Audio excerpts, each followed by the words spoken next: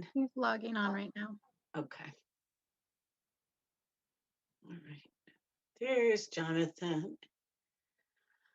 Okay, it's 6:01. I'll give it one more minute. And then I'm sure the mayor will join us when she can.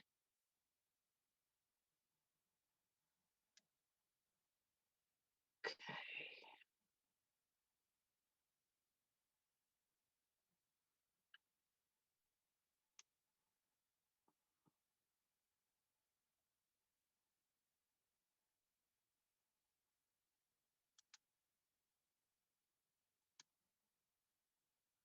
All right.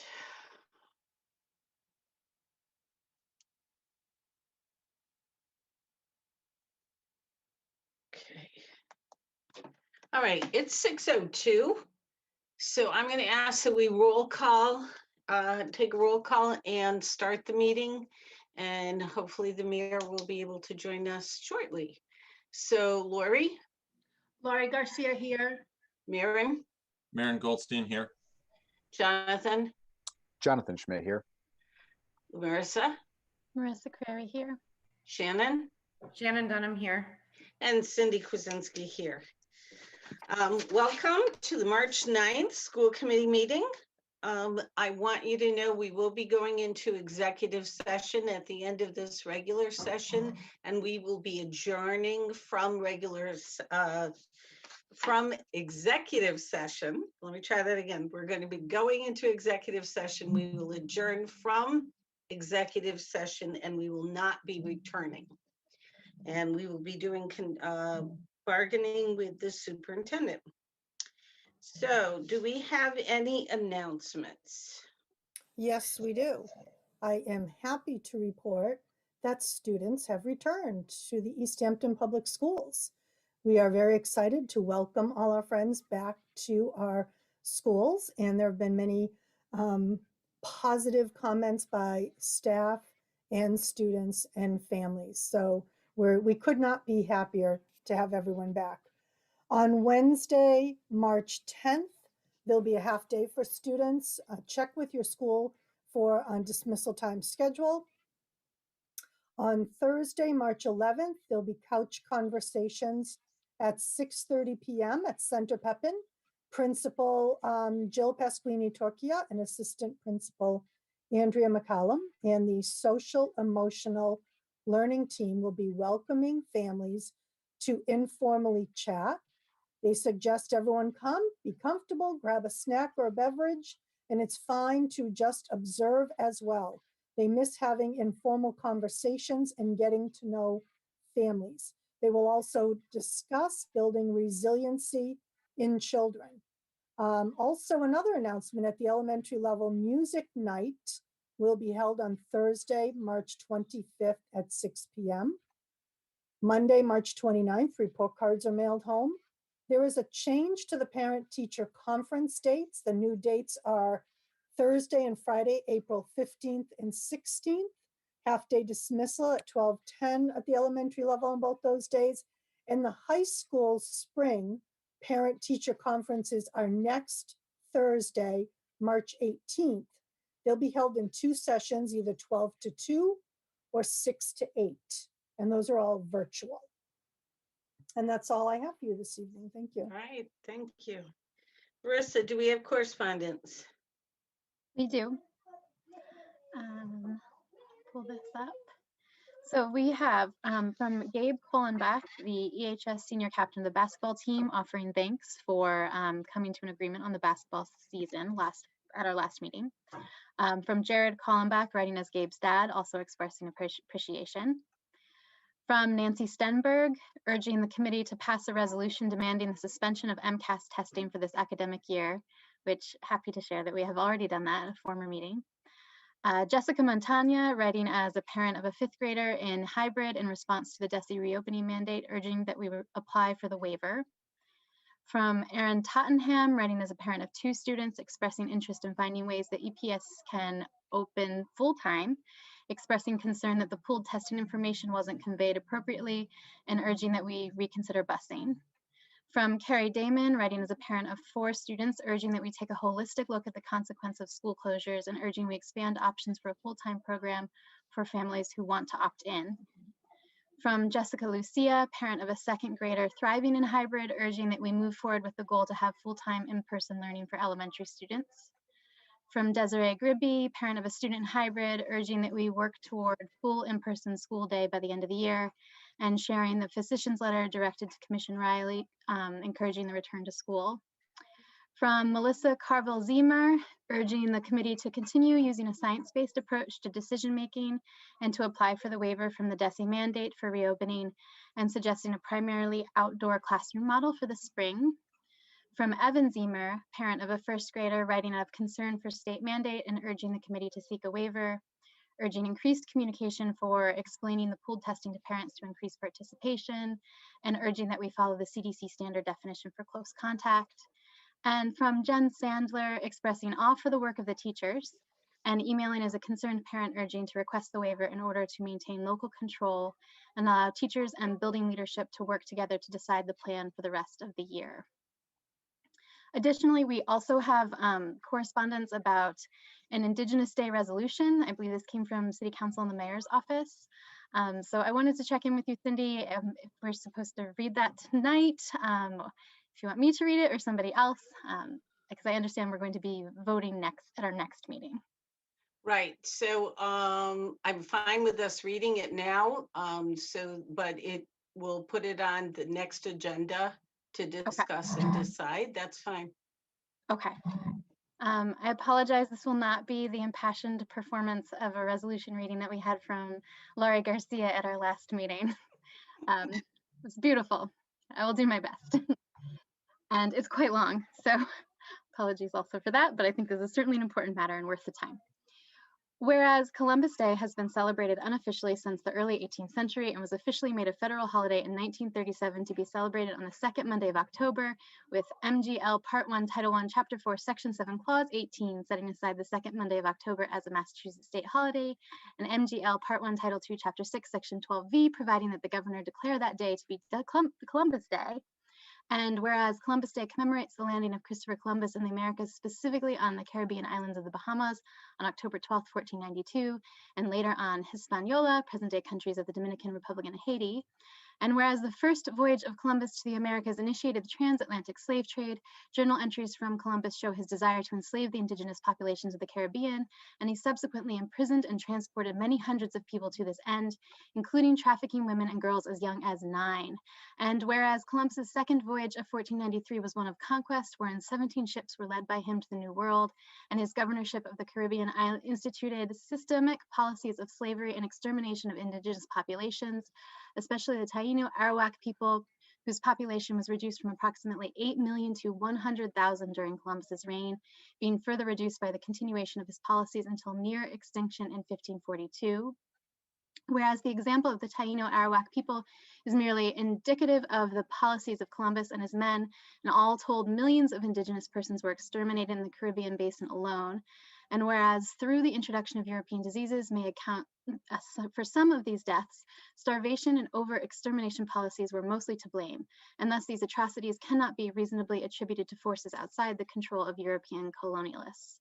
And whereas the devastation of indigenous populations would lead to the kidnapping, deaths, and enslavement of at least 10 to 12 million African people, and the profound effects of the transatlantic slave trade and African diaspora continue to be felt to the present day, and whereas the cultures of the indigenous people of the Americas are worthy of being promoted, their history is rich, diverse, and worthy of celebration, and the actions and policies of European colonizers of the Americas actively destroyed and suppressed parts of those cultures, and whereas indigenous people of the lands that would later become known as the Americas have occupied these lands since time immemorial, and whereas the city of Easthampton, Massachusetts, has a history of opposing racism, this racism serving to perpetuate high rates of indigenous poverty and leading to inequities in health, education, and housing, and whereas the city wishes to honor our nation's indigenous roots, history, and contributions, As whereas the District of Columbia, states of Alaska, Louisiana, Maine, Michigan, Minnesota, New Mexico, Oregon, South Dakota, Vermont, Wisconsin, and localities including Somerville, Cambridge, Brookline, Marblehead, Northampton, Amherst, Portland, Los Angeles, San Francisco, Denver, Portland, Oregon, Portland, Maine, Seattle, Columbus, Ohio,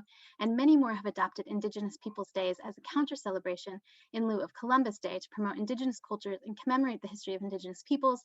And whereas Indigenous Peoples' Day was first proposed in Geneva in 1977 by a delegation of Native nations to United Nations-sponsored International Conference on Discrimination Against Indigenous Populations in the Americas, and whereas in 1990, representatives from 120 Indigenous nations at the First Continental Conference on 500 Years of Indian Resistance unanimously passed a resolution to transform Columbus Day into an occasion to strengthen the process of continental unity and struggle toward liberation, and thereby use the occasion to reveal a more accurate historical record.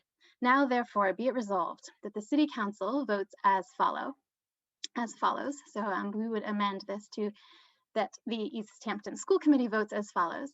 To establish that the second Monday of October henceforth be commemorated as Indigenous Peoples' Day in Easthampton rather than Columbus Day, in recognition of the position of Indigenous peoples as native to these lands and the suffering they faced during and since the European conquest.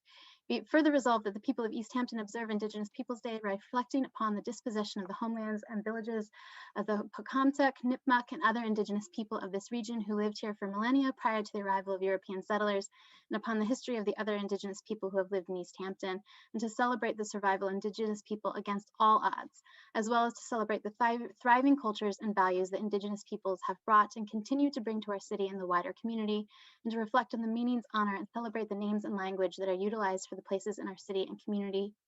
Be it further resolved that Easthampton shall include Indigenous representation from the city in as much as possible, and will also seek representation from Indigenous organizations in the area, as well as other Easthampton community representation from segments of the community, such as citizens, school, nonprofit organizations, and businesses. Be it further resolved that the school committee encourages the Easthampton Public Schools to observe this day with appropriate exercise and instruction in all schools around the time of Indigenous People Day, to the end that the cultural history and diversity of Indigenous people be celebrated and perpetuated.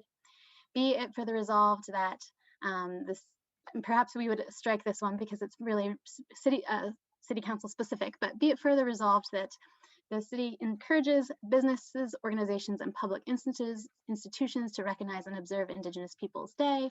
And be it further resolved that the city clerk shall ensure that the Massachusetts tribe at Ponkapoag, Mashpee Wampanoag Indian Tribal Council, the Wampanoag Tribe of Gayhead, the Nipmuc Nation Tribal Council, including the Hassanamisco and Natick, the Assinet Band of Wampanoags, the Chappaquiddick Wampanoags. This is a real test of my vocabulary. This is a really challenging one. The Nipmuc, the Pocasset Wampanoag, the Herring Pond Wampanoag, and the Seekonk Wampanoag, all of which include descendants of those people indigenous to Massachusetts, the Massachusetts Commission of Indian Affairs, North American Indian Center of Boston, Indigenous Peoples Day, ma.org, United American Indians of New England, Massachusetts Center for Native American Awareness, as well as the Easthampton School Committee and the Daily Hampshire Gazette, the Springfield Republic. The reminder, receive a suitably endorsed copy of this resolution. And that is it. Thank you. Thank you. Thank you So for bearing with me. We will put that on our next meeting's agenda, and then we'll talk about it. Great. Thank you. Any other correspondence? That is it. Okay. Our next meeting will be March 23rd, and it will be a public hearing on the budget. So, all right, now we have reached the part of our meeting for public speak. I'm going to ask that you introduce yourself, that you signal that you would like to speak, and that you hold your comments to 3 minutes. I also want to remind people, because sometimes I see hands raised, it's not possible once we close public speak to keep calling on the public. So you will have this time to speak, and then once we close that and go on with the meeting, I will not be able to call on you. And I'm looking, and right now I'm not seeing any hands raised, but I'm taking my time scrolling through. See one from Melissa. Oh, okay, then let's have Melissa. Good evening. My name is Melissa Drysdale Morrissey. I live at 6 Apple Tree Lane. My daughter began in-person kindergarten last month at Maple School, and she has been so thrilled. We are so grateful for the work of the teachers and staff at Maple who have welcomed her to the classroom. I come to you with grave concerns about the latest state guidance, which demands a full return to school while reducing student spacing to 3 feet. Bringing back a full class of 20 kids with only 3-foot spacing is a recipe for clusters of outbreaks, especially with new variants on the horizon. And while teachers will be vaccinated, our children will not. 6 feet of distance is critical to reducing close contacts and stopping the spread of the virus, and we must do everything we can to preserve that 6-foot standard. For a return to full-time learning to be safe and successful, we need creative solutions and the time to implement them. I urge you to apply for a waiver to give the district more time to thoughtfully prepare. I teach elementary music in Longmeadow Public Schools, where we have been back fully in person for a while now, all while maintaining that 6-foot distance. Special subjects are on a 6-week rotation and visit classes on a cart.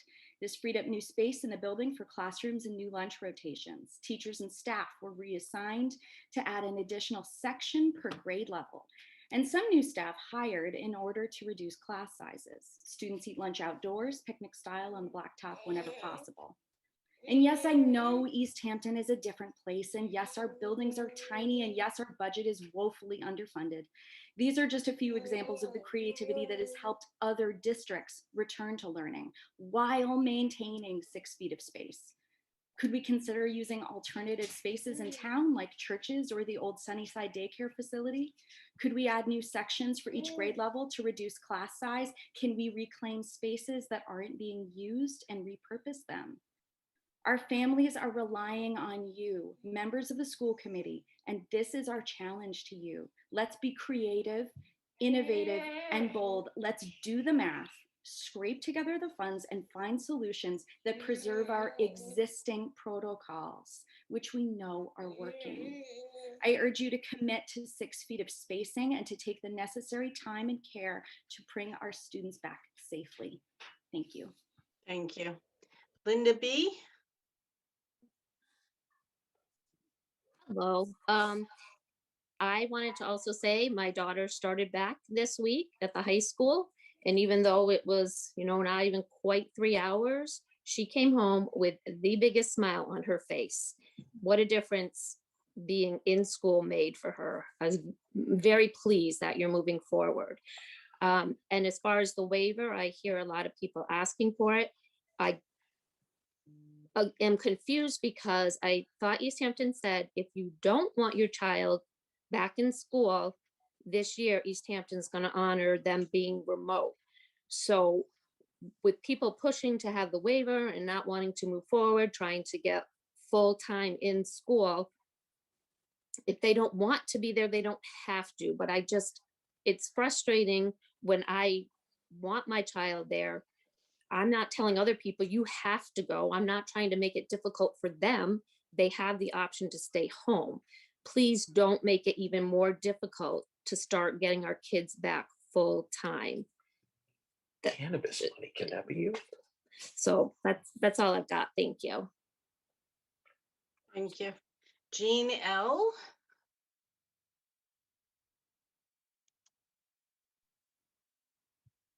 Hi. My name is Jean Libby. I'm a parent of a kiddo in first grade at Maple School.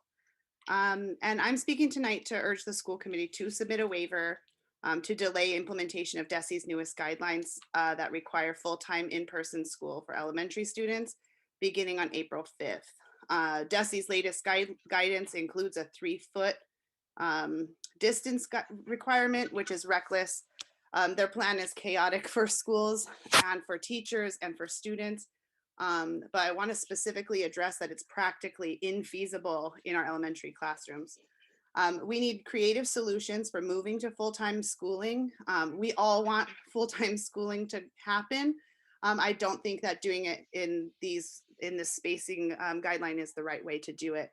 Applying for a waiver will allow us to find those solutions and creative ways that was mentioned earlier to address these these challenges.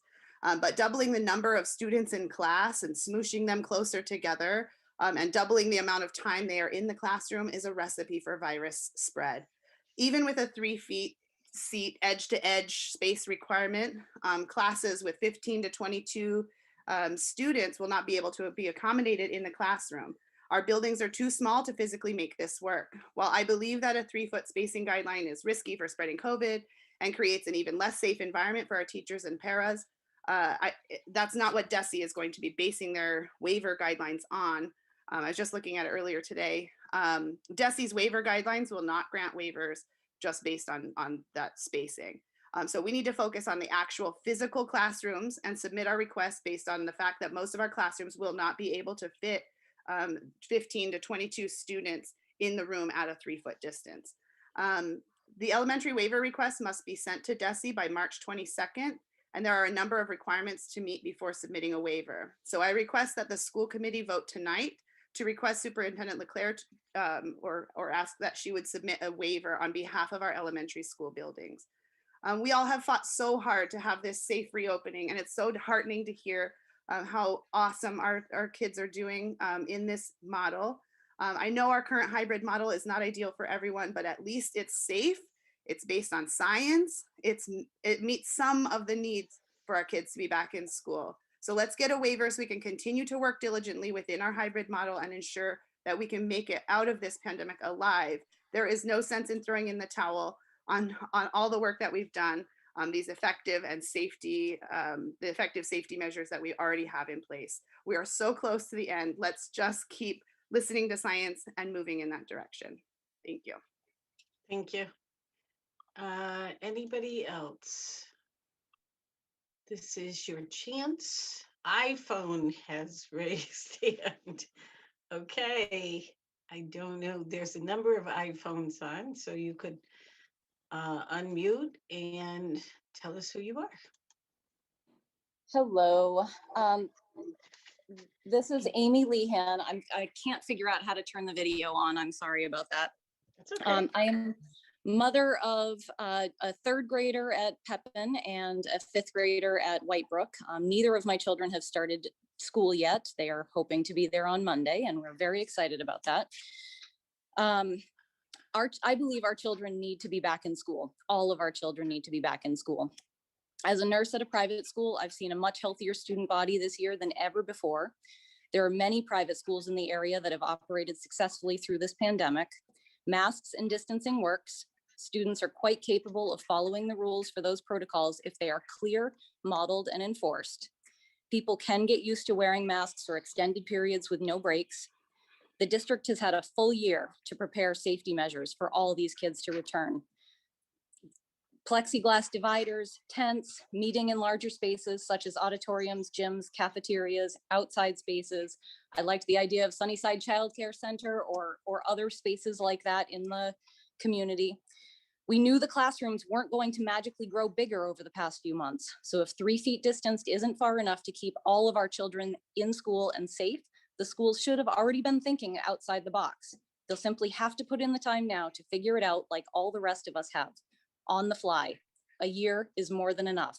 Our children need to be back in school. Thank you. Thank you. Anybody else? I would start your video. I would like to speak, but I can't figure out how to raise my hand. Okay. Can you tell us who you are? Hi. I didn't want to be out of turn, out of order. No, that's okay. My name is Lynn Wanamaker. I'm a parent of an Easthampton High School senior. I live on Maple Street. I want to add my voice to those who are asking that we submit a request for a waiver so that we can maintain the CDC recommended 6-foot guidelines.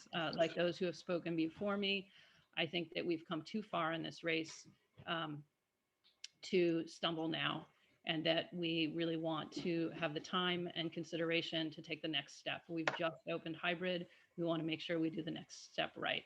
And we want to stick with the CDC guidelines. I also want to say that solutions that suggest that if an individual is not comfortable, they should keep their own children at home, not only fail the measure of justice, equity, and compassion, and centering those who are highest risk of this virus, but they also fundamentally misunderstand how the virus works. It's a communal problem. It's not an individual problem. And so we're going to have to solve it together.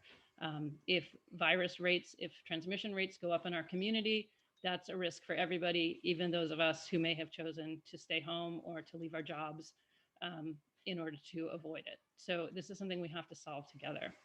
I also want to encourage the school committee to take all necessary steps to ensure maximum benefit from the pooled surveillance testing, which is available for us, either by making it mandatory for in-person learning or by implementing a dramatically stepped up public education campaign. Whether mandatory or voluntary, parents need and deserve information in 4 areas about pooled testing. We need to know what pooled surveillance testing is and why it's a great prevention strategy. We need to know what the experience of testing will be like for our children. We need to know how the logistics are going to work, and we need to know how to actually sign up. And with great respect for everything that everyone on the committee is doing and all our administrators are doing, I know that you're juggling many competing priorities, but the communication around pooled surveillance testing has been woefully inadequate. If we fail to implement this strategy, we have squandered an incredible resource that has been used to good effect in congregate care settings and colleges and private schools. And just to contextualize my opinion, I'm a social worker who started my career in HIV/AIDS work. My area of expertise is in prevention education, and I oversee a congregate care facility. So I've been involved in conversations about surveillance testing since the summer. We can't leave this on the table. And the last thing, I want to strongly oppose the concept of indoor mask breaks at the high school.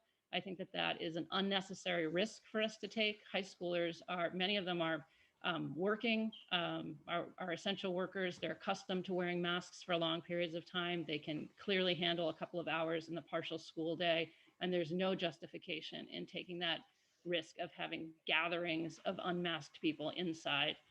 That's completely unnecessary. Thank you for letting me speak. Thank you. Anyone else? Carrie? Hi, good evening, everyone. My children also returned this week and had a first time in a year that I've seen very engaged kids in the process. The teachers and the staff have just been amazing. You have very much to be proud of with what's gone on in the schools this week. So very much looking forward to more. And I'm also writing about the waiver. It worries me that we're going to further delay possibly increased return in school or options for our children, at least to provide options to families like ours that are willing to take some risk. There's risks on every side of this decision. In every decision we make as parents and educators, there is risk there. The impact that it's happening, that's occurring on, at least in my family, as my kids are trying to get ready to apply for colleges and not being with their student colleagues and their teachers to help them through that process. I can name right off the bat things that they've missed because they're missing out on this sort of being together in school. So I understand the complexities around the waiver and the application process. I just really implore you to look at providing all the families, all the options. I fully respect decisions that other families might make. It's been a year and our kids need to be back in as much as possible. I understand there's certain things that have to be in place. We have to meet those for safety. Understand I work in healthcare. That's what we live and breathe that. So I'm just here to implore you to look at all those factors, taking that holistic view that I wrote to you about in the letter on the impact of our children of further delaying a return in school. I thank you again very much for all of your work, and I can't tell you how much I appreciate the kids having the opportunity to be in school this week. Thank you. Thank you. Anybody else? I'm scrolling through. Jean Sandler. Hi, it's Jen. Jen, sorry, I misread it. It's okay. My bad. I guess I would like to say that I think you all have done an amazing job, and I think that our teachers have done an incredible job of adjusting over and over to obviously unprecedented circumstances of schooling. The return to hybrid was thoughtful. It was a long-term plan to return, and I really appreciate it. My kid is staying remote, and I supported the return to hybrid with the one concern about teacher vaccination, which has now been solved.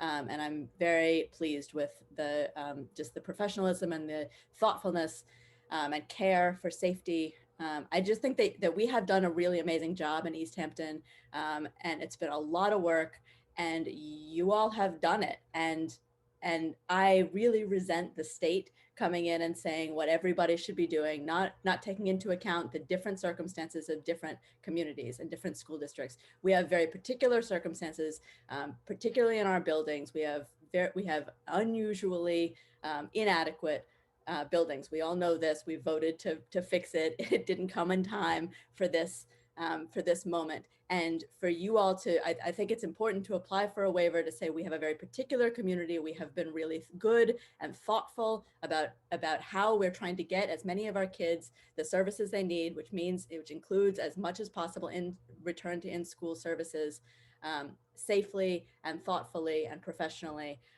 We know what we're doing in Easthampton. Even when we disagree with each other, we disagree productively, I think, and this year has shown a lot of growth, I think, for our community and for our engagement in our schools and what that engagement can push us to do. And I want us to maintain that autonomy locally. I think that we deserve that autonomy, and I think that we should apply for a waiver to try to figure out how to incorporate with equity in mind, more kids in our schools more of the time in a safe way. I think that we can do that, and I think we should. I think that we have every reason to apply for and to get a waiver from the state to maintain the autonomy that's enabled us to stay as safe as possible this year. Thank you all for your work. Thank you. Anyone else? Lori McCullough. Yes, hi, thank you. I'm a first grade teacher. Oh, am I showing you my I think I might be showing you my my work board, but I'm not going to deal with trying to fix that right now. I'm a first grade teacher at Peppit, and I just want to point out to you, I know it's great news that teachers are going to be allowed to be vaccinated in a couple of days. Just know that most of us aren't. We are up at 3. I was up at 3:30 this morning trying to get on, and it's not as easy. Just because it's allowed doesn't mean it's happening. So just know that it's going to be a few weeks, maybe longer, before your children's teachers are indeed vaccinated. And getting shot also doesn't mean that you have the immunity. It's a little while after that. So yeah, let's remember that just because we're getting the shots, we're not safe for a while. And yes, the kids can't get the shot, but it's the grownups that we're more concerned about, correct? In the science has shown that the grownups are the ones who have the health issues. So it is, I guess I just want to reiterate to you and to the public that just because it's available, sort of, in quotation marks, doesn't mean it's available, that we can actually get it. So just want to make sure we all are on that same page. Thank you so much. Thank you. Anyone else? Scrolling through.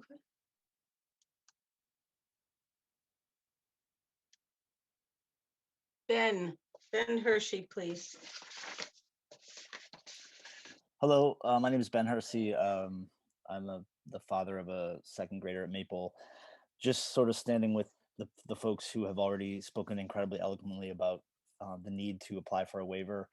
I feel incredibly frustrated with DESE for kind of disregarding the incredible amount of work that we have done in this district and the thoughtful and patient, like, working through of unbelievably complex problems, specifically because we have ancient school buildings. I've looked at the guidance that was put out today, and just as an example, I'm focusing on the mealtime section, which requires 6 feet distance, and I don't know how you do that in the Maple cafeteria, in quotes, which is really just a basement like storage room.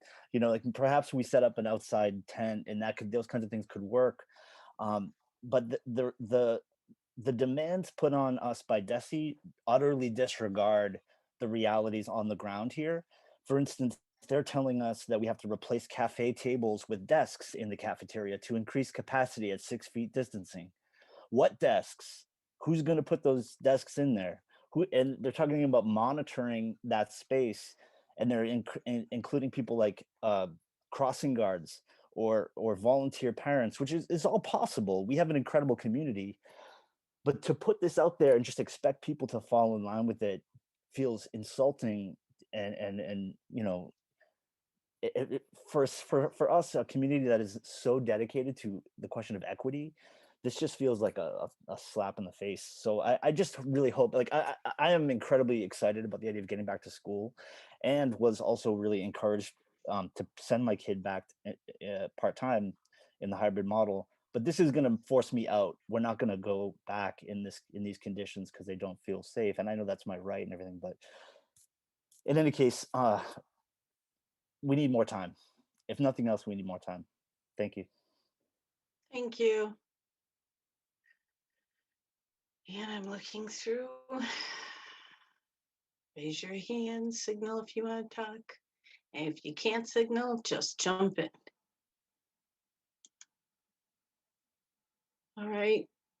Marissa, I do not see anybody. Me neither. I'm scrolling through the last time.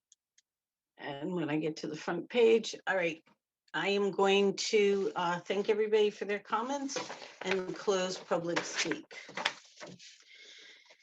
So now on to policy subcommittee update. We have not had a meeting and we don't have one scheduled. Okay. And do you plan to have one soon, or there's not been where's any it? updates from MASC, so not at this time. That was my next question. Thank you. Okay. Finance subcommittee, Maren? Yeah, so Finance Subcommittee has met. We've been working with the mayor and business manager, Dale Dorian, to be able to review the budget for FY22. We've to date sort of worked through all of the pieces of the budget, and we'll be actually meeting next tomorrow to be able to then take a look at those, how those actually fit with the financial restraints put forward by the city, and how we will then be able to sort of meet those limitations. So trying to still look forward to be able to fund the programs and the staffing that we need, not be able to reduce any staffing. And the other piece that I think is important to know too, that even though we are headed next year into a transition period with the buildings, we will still be pretty much all of our elementary schools will still have a full year next year. The middle school will be in the transition mid-year, and then so a lot of the savings that we're going to be seeing from the new building will most likely be coming in the following year, and there'll be some savings, but not. I mean, there's going to be some changes, so we'll be dealing with that in the future. But this next year, we still have all the different buildings that we have to be dealing with and managing, and all the staff. So we're going to be looking at sort of finalizing those numbers tomorrow, and then bringing that to the full committee in our next school committee meeting to be approving and finalizing that to be able to then send to the city. Thank you. Do we have a collaborative update, Jonathan? I do not have an update for you at this time. Okay. And a COVID response update? Once again, we met yesterday, as we do every week. And I really appreciate what Ben just said, because it truly is insulting that after this community has worked so hard to follow science, meeting with health professionals, that everything we have done to have a safe re-entry into our schools is being pulled out from under us.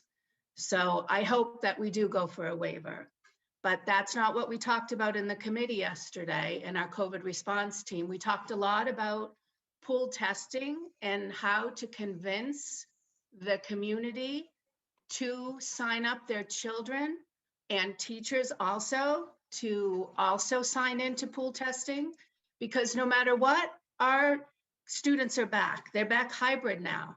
And especially if we are forced to pack our classrooms in such an unhealthy manner, if we don't have this readily available surveillance testing, it's going to be much more dangerous.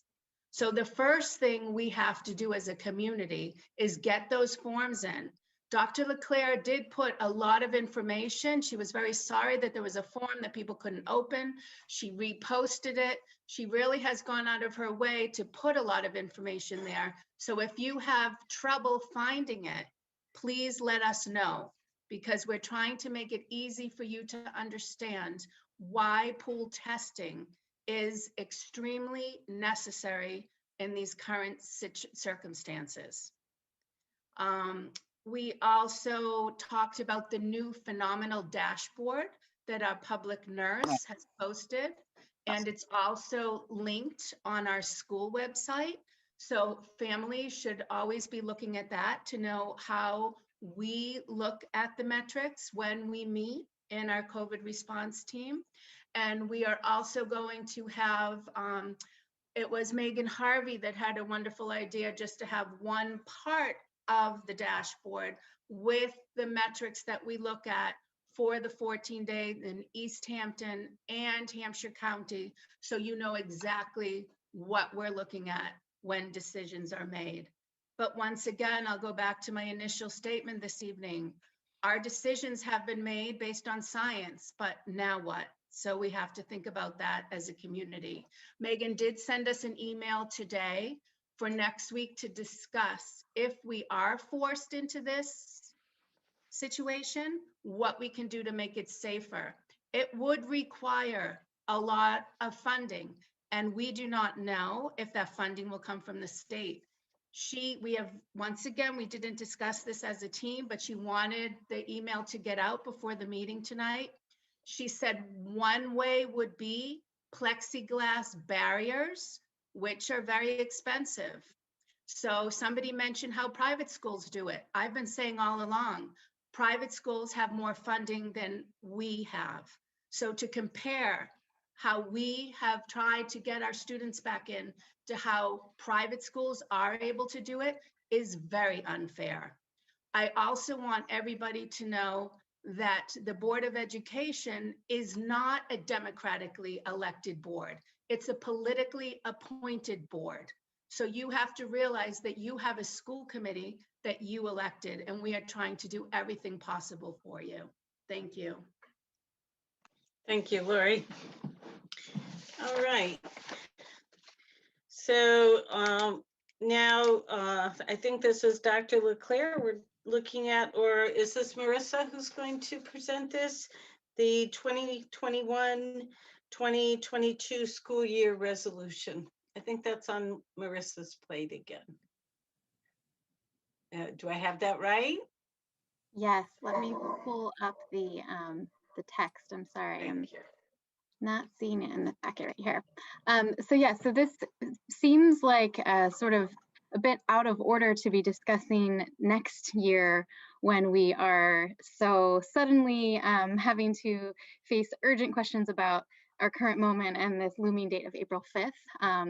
So I don't know if, how much we'll be able to feel really prepared to talk about it at this point in the meeting, but I propose that we look at a resolution that the Amherst School District adopted at a recent meeting that offers a chance for the school committee to articulate its intentions for the coming academic year in fall.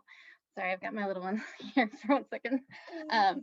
And really thinking about acknowledging that families and caretakers are trying to make decisions for how they're going to handle educational plans and daycare plans for their children in the upcoming year.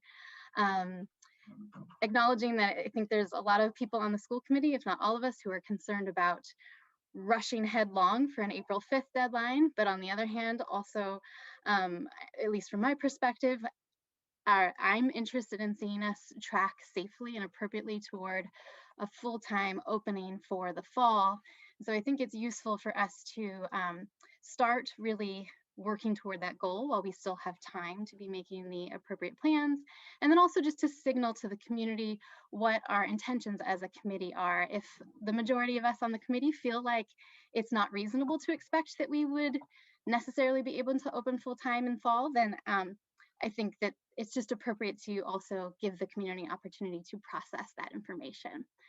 So I think everyone has a copy of the resolution. So I would open it to discussion from there. Did you want to read it though? Oh, sure. So it's very short, and I will swap out. I borrowed this directly from Amherst, and I will just swap in Easthampton.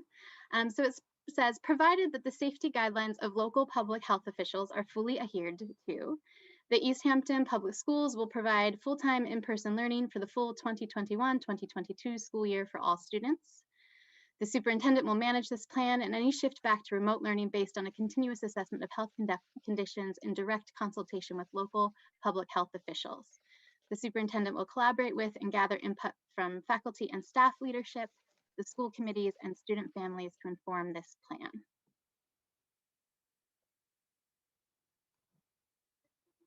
Any discussion? Maren? Just, I want to agree with the sentiment that Marissa just spoke to. I think it's absolutely critical. You know, we've been dealing with a lot of unknowns and a lot of uncertainty. And I think that we do want to put forth clarity that it is our full intention to be functioning as best as absolutely possible in the fall, and that classes will be back to normal given, you know, health and science review of that situation. So I certainly would second that if we're moving to a motion, if that's what Marissa was, didn't catch if that was a motion or not, but. I don't think I officially made a motion, but okay. Thank you. Anybody else want to talk about it at all? Jonathan? I'll just weigh in and say that from an ideological perspective, obviously fully in favor of pointing us in that direction. I'd be curious to consider more what, you know, what role the, specifically what role the further assessment of science and data will play. Obviously, we're moving in a great direction now as community locally and at a broader scale than that. And yet, you know, we've seen setbacks before, and there's a part of me that has a really hard time grappling with how things are going to look in 6 months. So, you know, that's just my stance. I'm very much in favor of the concept, and yet feel it's important to maintain some flexibility in the matter. So my sense is that we still maintain that flexibility. From my perspective, what I see this as is a promise to the families of Easthampton that we are going to try our very best, and it's our hope that we are going to open in the fall full-time, and we'll look at the numbers.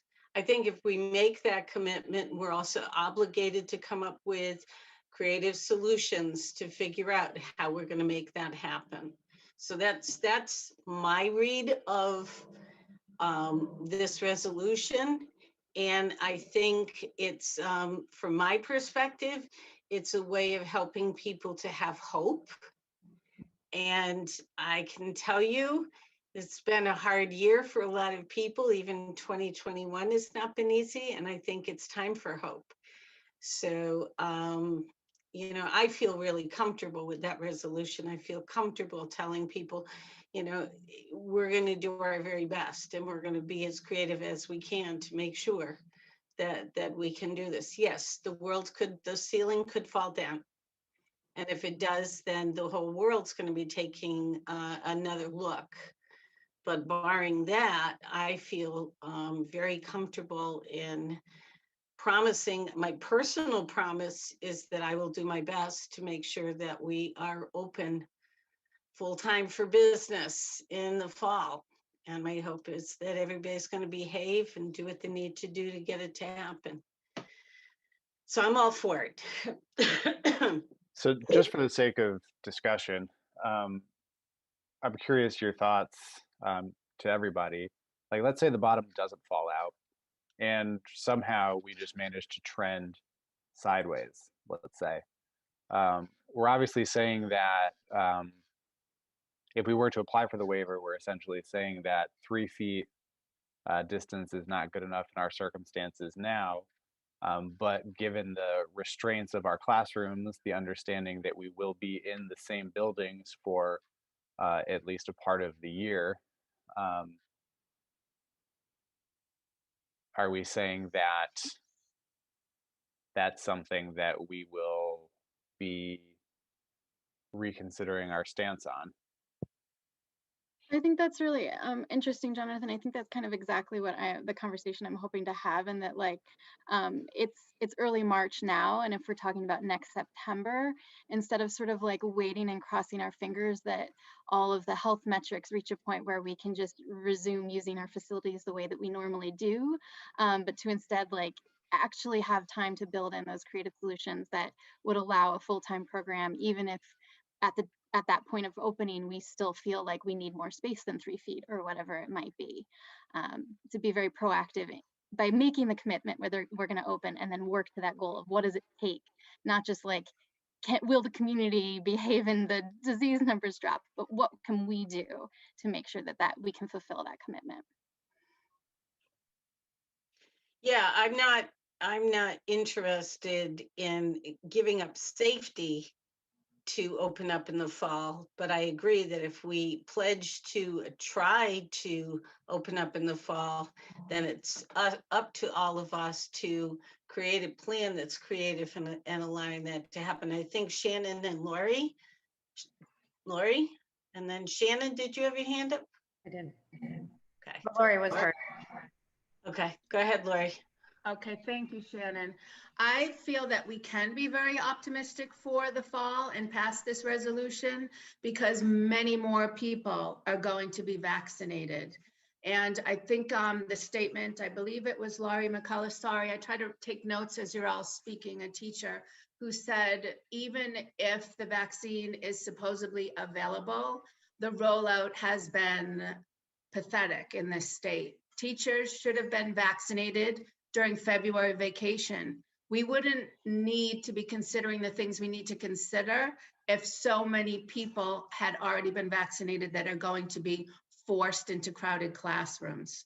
So by the fall, I have high hopes, not only the teachers, but family members, adults, so many more people. Even we are hearing that children may be vaccinated.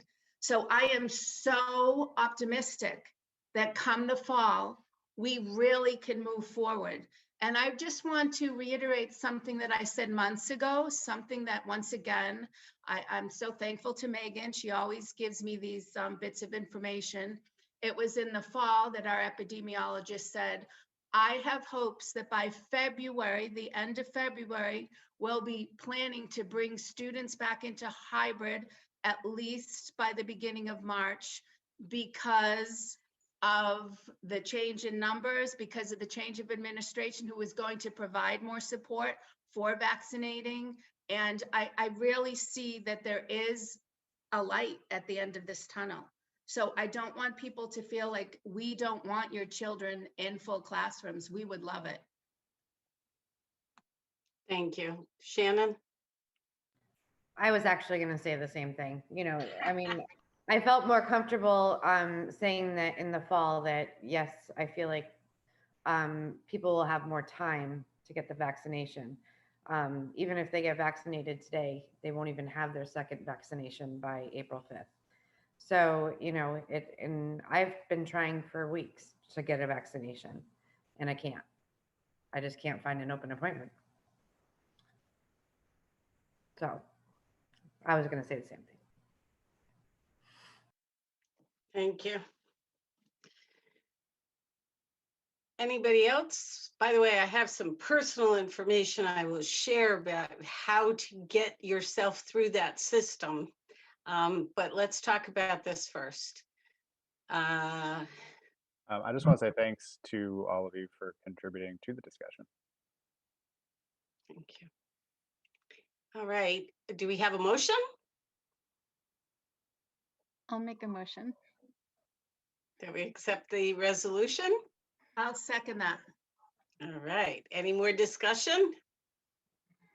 All right, here we go. Maren, Aaron Goldstein, aye. Marissa, Marissa Crary, aye. Jonathan, Jonathan Schmidt, aye. Shannon, Shannon Dunham, aye. Mayor LaChapelle, Mayor LaChapelle, aye. Lori Garcia, Laurie sorry, Garcia, aye. and Cindy Kuzensky, aye. Okay, great, awesome. Okay, MCAS waiver resolution. Marissa, do you want somebody else to read it just to give you a break? Oh, sure. I did give everyone a break from my voice, really. No, your voice is lovely. It's just you've read two already. So does anybody want to read that? I'm sorry. I thought we already did this. I thought so too. But have we done it and it's just on there? That's what I thought. Okay. Yes, right? Sue, can we check and make sure? I'm sure we do. I think it was Okay. in January or December. Yeah, that's what I yeah, thought. it was more like a letter. It didn't sound like a resolution because it wasn't the whereas. That is Oh, true. we were deliberately bucking Yes. the whereas tradition. Yes. Okay. That's why it's different. Okay. Yeah. So it's on here. And so I'm glad we're talking about it. We did write the letter. The letter I remembered, the resolution I didn't. So I feel like we've already done it and we don't have to. However, other school districts are putting together resolutions and sending them out. So it's worth considering. I think we considered it a resolution. Did we not? We sent it as a letter, not as a resolution though, right? It was a Still- resolution. It was. Mhm. Then stop me when I say that. Don't let me go down I that just road. found we just didn't use the old hereby forthwith resolved. We just wrote it in plain language, but it was passed as a resolution. Okay. All right. Then we're done.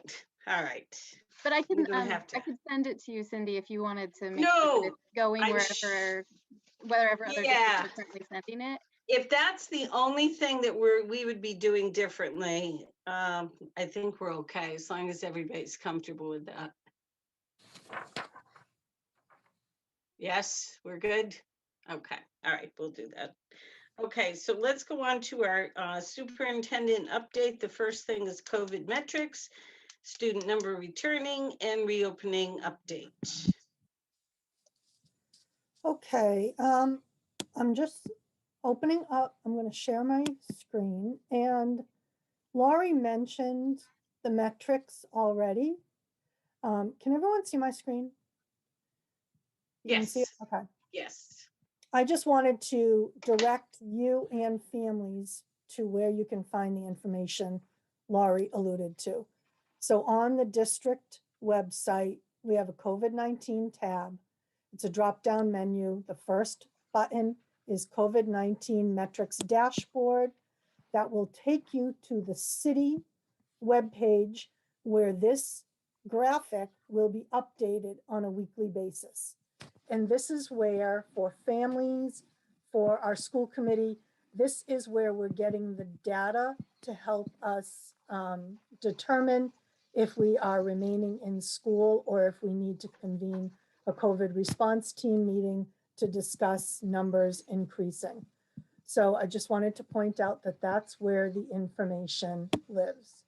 So I really appreciate on the city side, Amy Hart, who's the city nurse who works in the health department, and she worked diligently to get that tool for us and get that up and running. So now I just want to share my PowerPoint. Let me see, with all of you. And let me put it into. So I've tried to include all of the things I think you want to talk about tonight. The first few slides are just updates, so I'll try to move through them in a quick manner. Metrics, I just shared with you where the metrics are. Our metrics continue to look very good in Easthampton and in Hampshire County. Hampshire County, they're a little bit higher than Easthampton, but that's a trend we're continuing to monitor. In-person versus remote, I wanted to share with you that as of yesterday, we have 940 students returning to our schools, and 593 are remaining in remote. However, in a conversation with the principals today, they are continuing to get phone calls from parents that want to switch from remote to in-person. You know, they've just decided this week. so it's that number will continuously shift, but we are doing really well, I think, with the number of students that we have coming back into our schools. Transportation update. Every student whose family indicated they needed transportation has been accommodated, with the exception of 2 school choice students who do not live in Easthampton. Those were the only 2 that we denied. We are still adding students to the bus route. Again, it is changing every day, and we are updating bus routes every single day, and the updated routes are on our website.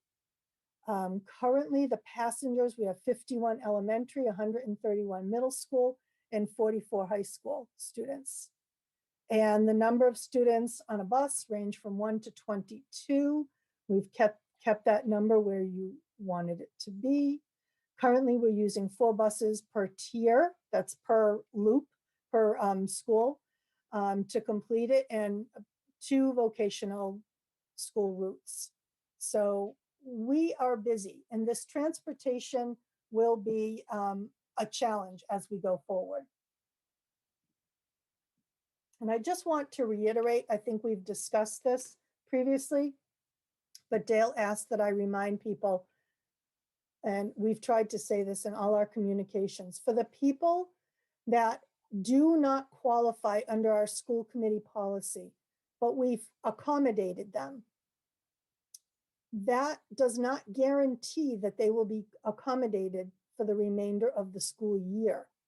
Because as we have more and more students that are indicating they want to return to school, we have more students that qualify for the bus. So there may be a tipping point where we're not going to be able to accommodate every student that wants a ride, but we're doing the very best that we can right now. And hopefully that time when it does arrive will be warmer weather. Pooled testing is set to begin next week. We delayed it 1 week. We're up to about 24% of our students have signed up. Students and staff will be participating. It's for adults and for students. And more information will be coming. We continue to try to put information out in different formats. There's a frequently asked questions document on our website, and we will send that home under separate cover. We had a discussion about it, as Laurie said, at our COVID response team meeting. So more information will be coming on that. And I will be able to report out at our next meeting how we're doing with it.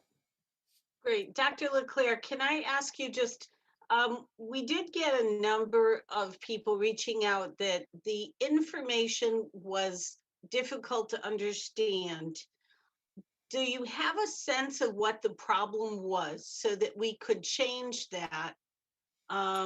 Have people given enough feedback so that you can change what it is that they're confused about and get that information out? A lot of people initially thought that they did not have the access code. The access code is Element East, which was in there, but it was just such a weird code that people thought they didn't have it. So they asked me, I heard from a lot of people that were asking about what the code was to sign up. The frequently asked questions document, I was told, I sent it out, it's a PDF, and I sent it out on Friday to families. And I was told that many families, depending on the device they used, were unable to open it. So my understanding was that I received some emails from people asking for permission, and I granted permission to open it. But I understand that some people just cut and pasted it and put it on social media, so it was there, and it's now on our website as well. So I think it's there. I'm not sure. I think it's the unknown. I think people are not quite sure what it is, but for those that have ever had a regular COVID test, not the one where they stick it way up your nose, just the little Q-tip inside your nose, that's all it is. Well, Dr. Leclerc, It's, that was, you know, that's exactly what I was going to say. Feedback that I've heard from families were a lot of questions around what's the experience going to be like for my kid? And I think a lot of people are still recalling the earliest tests that were very painful and want to it's avoid no, that. yeah. So I will tell people it's, there will be a cup in the classroom. Students will be given a little Q-tip, just a little regular size Q-tip, not a long Q-tip.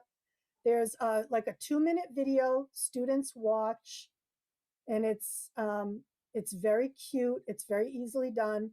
All they do is put the little Q-tip right inside their nose, swish it around a few times, do the other nostril, and then they put it in the cup. It takes about 15 seconds. It's really nothing. Is that and all they have to do is just pull their mask down a little bit. They can keep their mask right over their mouth. And so, you know, we anticipate, we've been told that grades 2 through 12 should be able to do it on their own from the very first time they receive instruction. The Is littler that ones video will need, something you could share? Like, is there some way that that could be like embedded as a YouTube link or something to make it easy so that I way will ask families, the IT department that, Marissa, that's above my. yeah, because I think it would be really great if families could see what it's going to be before Okay. commit their kids to it. And then I think the other question, and I know this was in the FAQ, but as you've mentioned, there were problems with accessing the FAQ, but I think there were questions around, well, what happens if there's a positive result? And does that then mean that everyone has to go find a pediatrician to get a test? And so I think really clarifying that all of the students in that pool will have access to a rapid test that is provided free on site at their school is a big deal in terms of like easing that concern. Yes, yes, that's correct. So every student, if they're in a positive pool, will have that option, and their parents will just drive up in a car and they'll roll down the window, and the nurse will test the student in the car. They don't even have to come into the building. Or they can help the nurse can speak with the family about helping them find a place to go and get tested if they would prefer that option. Some people would prefer maybe to go to their pediatrician, and that would be up to them.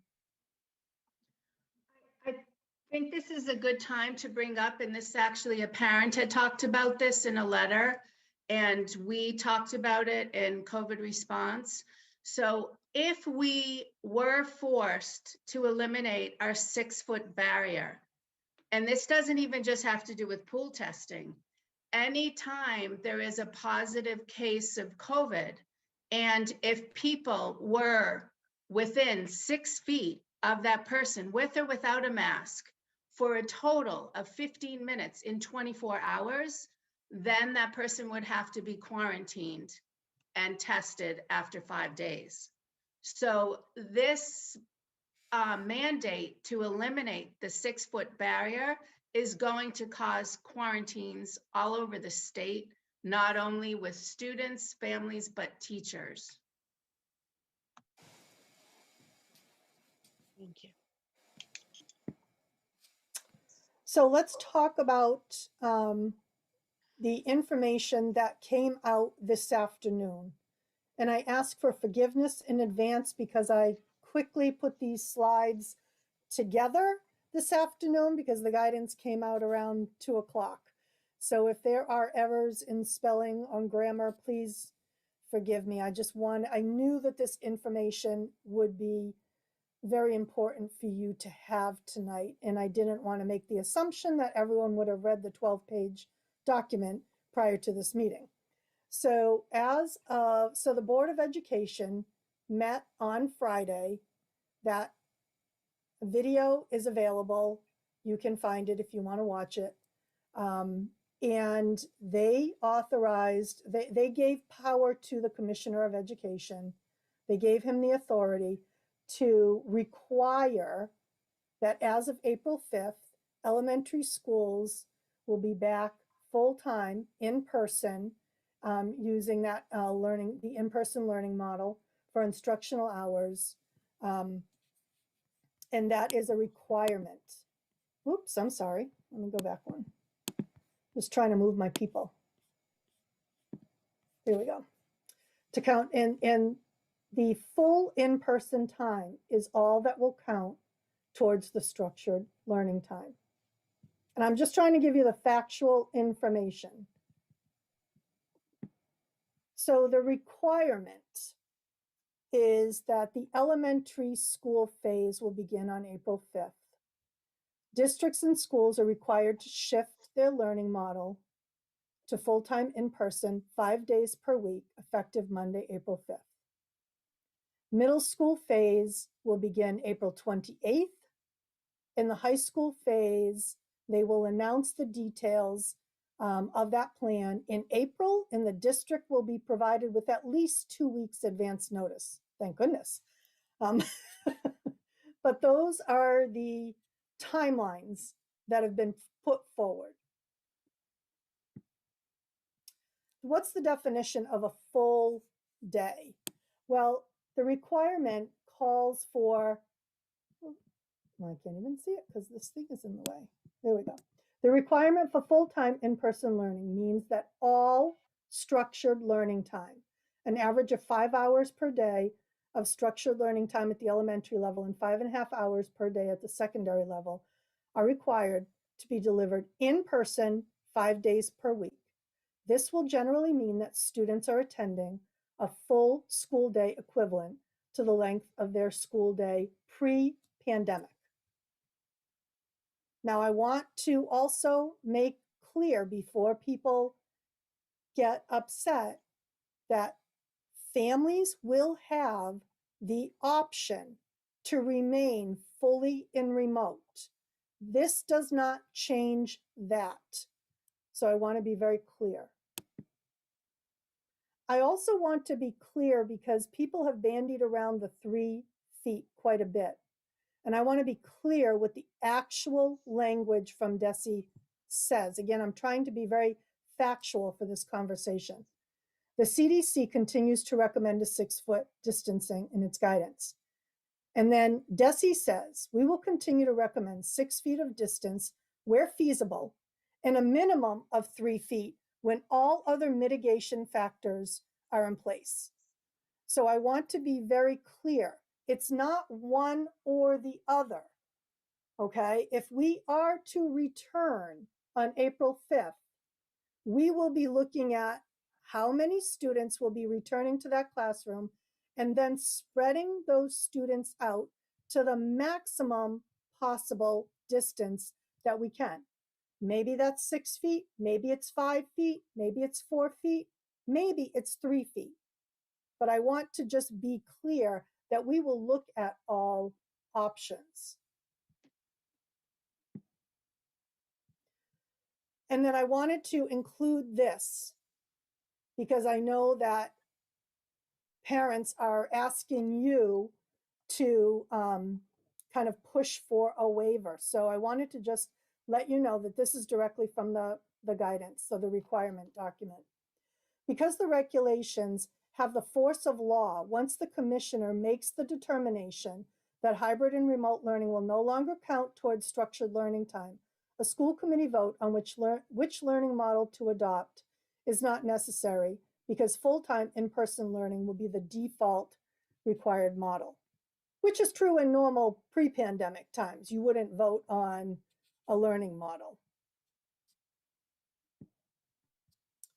The waiver process. The commissioner may, in his discretion, grant a waiver for a limited set of circumstances in which districts make a compelling case that they must take an incremental approach to implementation of these requirements. So let's explore the examples that they provided. Schools or districts that have been primarily in a fully remote model all year can submit a waiver if they need additional time to return all students to full-time in-person instruction. For instance, seeking first to return in hybrid before proceeding to full in-person instruction later in this school year. I want to tell you that we will be ready on April 5th. I don't need extra time. We are preparing for this. We have students in our schools now. As a parent noted earlier, we have been in remote learning for an entire year. We have been planning for this. So I am not asking you, I'm not compelling you to say I need a waiver because I can't get this done. We will be able to get this done. Another reason for a waiver might be schools that operate with grades K through 4 configuration. With grade 5 in another school building may submit a waiver to delay implementation of full-time in-person learning for grade 5 at those buildings until the middle school phase begins. I am asking for your okay to apply for a waiver for the 5th grade because it is in a separate building and we want to make sure that the schedule is aligned with grades 6, 7, and 8 for transportation reasons, for scheduling reasons. So I would like to apply for a waiver for grade 5 to push them off to the April 25th or 28th start date, whatever that date was.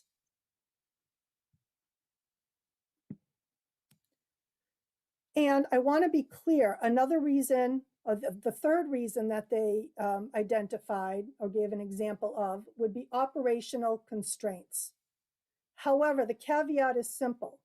Waivers will not be granted for districts that indicate they cannot return to in-person learning due to space constraints or feasibility issues, but are maintaining a physical distancing standard in classrooms of greater than 3 feet. So in other words, you can't use the rationale, we want to keep at 6 feet, therefore we want a waiver. That's not acceptable. That's not a reason for a waiver. They won't even, according to this, if I'm reading it incorrectly, someone else in the group that's read it can help me. I don't believe they will entertain a waiver if we are still at the 6 foot mark. Dr. Leclerc, if I could just make a comment. Yes. I think one of the other concerns that has been raised by some of the parents and certainly on some of our school committee member minds is also around the lunchtime periods. Yep, I'll right? get to that. And well, and so what I'm seeing here, well, unless it's a separate piece that you're about to say, one of the things that I'm concerned is that this is basically saying if we can, through our classrooms, meet that greater than 3 feet, we would not be able to seek a waiver for instance, Maple, where we will be very difficult, if not impossible, to be able to meet a 6 feet distance for the lunchtime situation. Is that so correct? I think, so I have a suggestion for that, Maren, if you can just hold that and I'll. Certainly. I don't know if it's the next slide. Oh, here it is. So things to know. We're required to do a family survey even before we can apply for a waiver. So that's a requirement. So we have to do that this week. And things that we are talking about, and this goes to some of the things that people have been discussing in the public speak. Lunch. We have tents. we're going to put the tents up. We are anticipating lunch will be outside under the tents. That will be the ideal. Remember, we're talking April 5th for elementary, and then we're talking the end of April for middle school. And then So high school will be even later. Dr. Leclerc, you're saying lunch is going to be in the tents. We don't have enough tents. I wanted tons of tents back in the fall. I was begging us to buy as many as we could. And my understanding is we only have a couple. We have tents at each level. And Little ones. we will shift our, right now, because we're in this remote hybrid kind of, in this hybrid model, we all have lunch at the same time.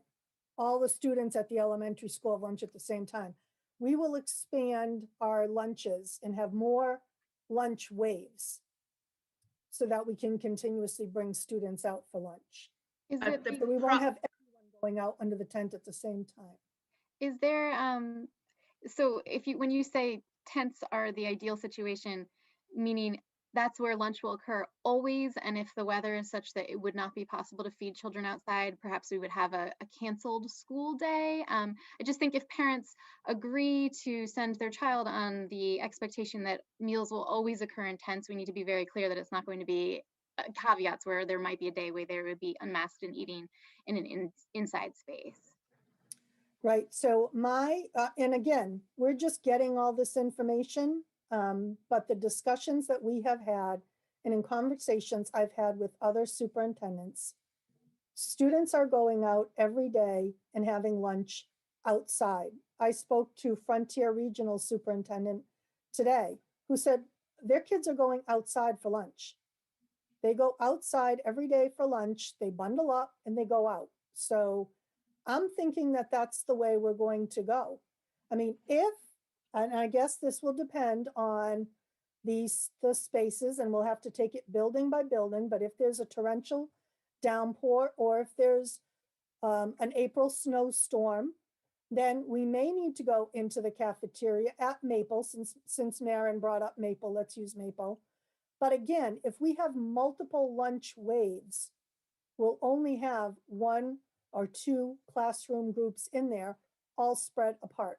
And remember, we're not going to, for the remainder of this school year, it's not our intent to serve traditional hot meals. It's going to be the bag meals. So whether kids are eating in school or, in the tent, or whether they're taking it home, half day at hybrid, like they are right now, it's a bag. And that's not going to change for the remainder of the year. So these comments about weather are another reason to ask for a waiver to give us more time, because towards the end of April, there are fewer chances of having inclement weather. Here in Easthampton, we had a blizzard on April 1st, not too long ago. So that's one of the reasons it would make it better weather-wise. We maybe could get more tents. A waiver doesn't mean that we don't want this. We want all our students back, but we need the time to make sure the teachers are vaccinated, which many will not be. Many won't even have had the first, never mind second. If it's not Johnson & Johnson, it's 1, then 3 weeks or 4 weeks, and then 2 weeks after that. So, okay, so let's just stick with what we know. I'm giving facts right now, Dr. Leclerc. These are facts, not opinion, about when the vaccine works for educators and why more time is needed. Right, but I did not see an example of applying for a waiver because we want to get more teachers vaccinated. I don't think that that would be a rationale for the commissioner to allow for a waiver. Right, and that goes hand in hand with our governor, who didn't give precedence to teachers, unfortunately. But what I'm saying is we have buildings that cannot accommodate feeding children safely. And it would be safer if we waited till we had better weather. And I'm very hopeful that there are legislators in this Commonwealth right now, I've been in touch with some, applying for emergency legislation to give a 3-week extension to this mandate. So there was somebody from Alston working on it. I spoke to Lindsay Sabadoza today. This is something that has to be done now in the legislature to try, because 3 weeks is only 10 days in the classroom because of April vacation. And if everybody in this Commonwealth pushes for those 3 weeks, it would be safer for everyone all around. So Dr. Leclerc, do you want to go through this PowerPoint first and then take questions and comments? Because I have a number of them and I don't want to interrupt you. It's hard to do a presentation, but it's also sometimes. Like 1 or 2 slides. Okay, so we'll do that first, go through the 2, and then we're going to go backwards if that's Sure, okay after Yeah, and then that. I can stop the share so I can see everybody. Well, I'm going to need you to go to the waiver page after we get through this. Okay, sure. All right. So, thank you, Laurie. And I do appreciate you making the statement about the legislators and getting them involved. I always think that that's an appropriate option, but again, from the perspective of the Easthampton Public Schools and the administrators that we have here, I believe that if you empower me, if you tell me to get this ready for April 5th, we will have it ready. We are making this work. And if there is, in the example you gave, Laurie, if there is a snowstorm at the beginning of April, we'll call a remote day. We have those mechanisms. We have those mechanisms in place, so we can do that. So the classroom setup, I think I've already alluded to the fact that the first piece really is the family survey to find out how many families would be willing to participate and come back in this model. And then we would need to go to the classrooms and actually space out the desks. And that would depend. Laurie Garcia might have 15 kids that want to come back, and maybe Cindy Kwasinski only has 10 kids that want to come back. So we would need to go and find, space all that out in those classrooms. So we're working on getting that ready. At the elementary level, the custodians are actually moving desks towards the classrooms right now to get them ready to go in when the opportunity comes. The space in our buildings and specialists moving around the building using carts. I heard, I think a parent in public speak about that. We need to explore all of the spaces in our building. We're not going to have designated spaces for our specialists if we can use those rooms in a different way. And obviously, we're going to need to look at our spaces and have them function as other classrooms, as rooms for reading instruction, anything like that. So we're going to need to, which we've already done a lot of that work. We have learning centers already in place. We have our specialist teachers are not teaching live in person right now, so they're already used to that setup. And transportation, we're simply going to have to, excuse me, increase the number of students that we have riding on transportation, because I think perhaps if we have more students that want to return, we're going to have more students interested in the bus. So I'm not saying we want to get to a point where our buses are filled, but we, from an equity perspective, we need to be able to have transportation available for all of the students that would qualify for it. And whether that happens on April 5th or at the end of April, as Laurie mentioned, whenever the waiver takes place, we would need to have the transportation available for our students. And so that's it. So Cindy, you want me to go back to I want if you can, go back to the, right here. Okay. Yeah. School districts who have been primarily in full remote model can submit for a waiver if they need additional time. I'm telling, you don't need additional time. you don't need it to set up furniture, okay? I am telling you that a district that has not been in person, that has been primarily in remote, does not have the experience to pivot quickly back and forth with staff, rooms, testing, quarantining kids, contact tracing when those kids are coming back, the staff. It is a nightmare. We are just beginning hybrid. And what you're going to see as we do hybrid is that there are going to be students whose family tests positive. There are going to be staff people who test positive, and there are going to be kids themselves who test positive. And the district, it's really a learning curve. This is not something that is easy. This is something that a team of people get headaches over, trying to figure out what room was affected, how many staff were affected, how many kids potentially were affected, were there a primary contact, were they a secondary contact?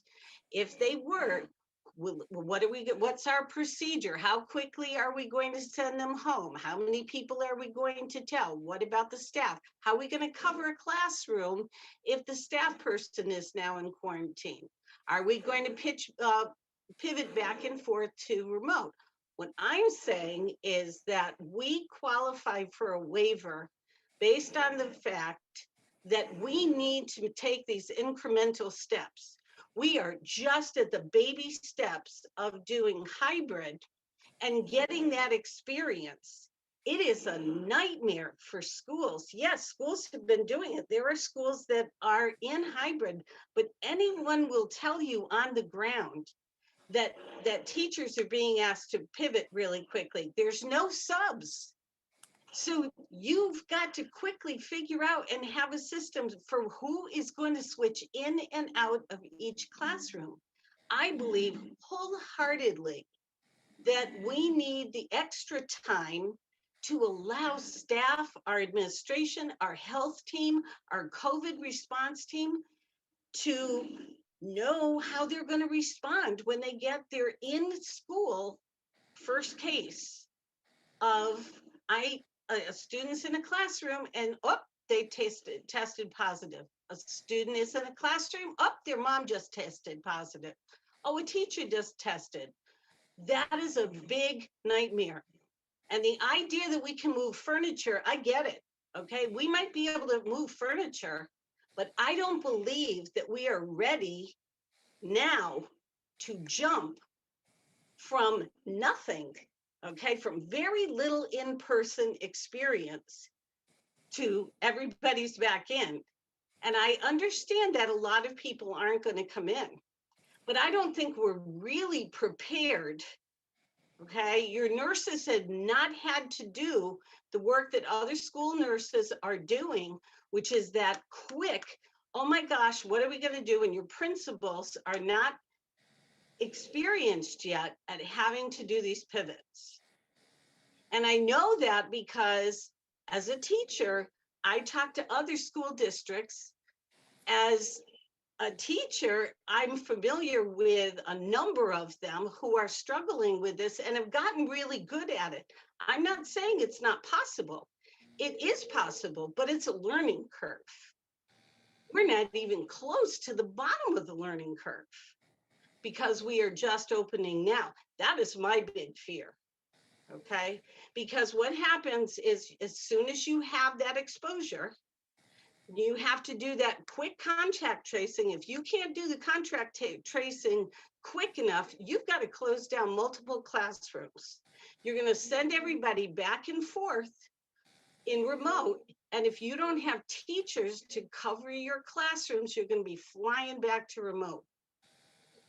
So my hope is that we get these kids in hybrid first. Give the district some time to get through this process, to learn how to do this quickly and efficiently, and who they're going to cover and how they're going to respond, and then make each step forward. You try this right now, and this is a disaster waiting to happen. And that's why this is what I want you all to think about. That is why this paragraph is one reason why you can get a waiver. Because if you have been primarily remote, you do not have the experience and the know-how to quickly respond should something happen, and something will, because it's happened in every single district that's hybrid.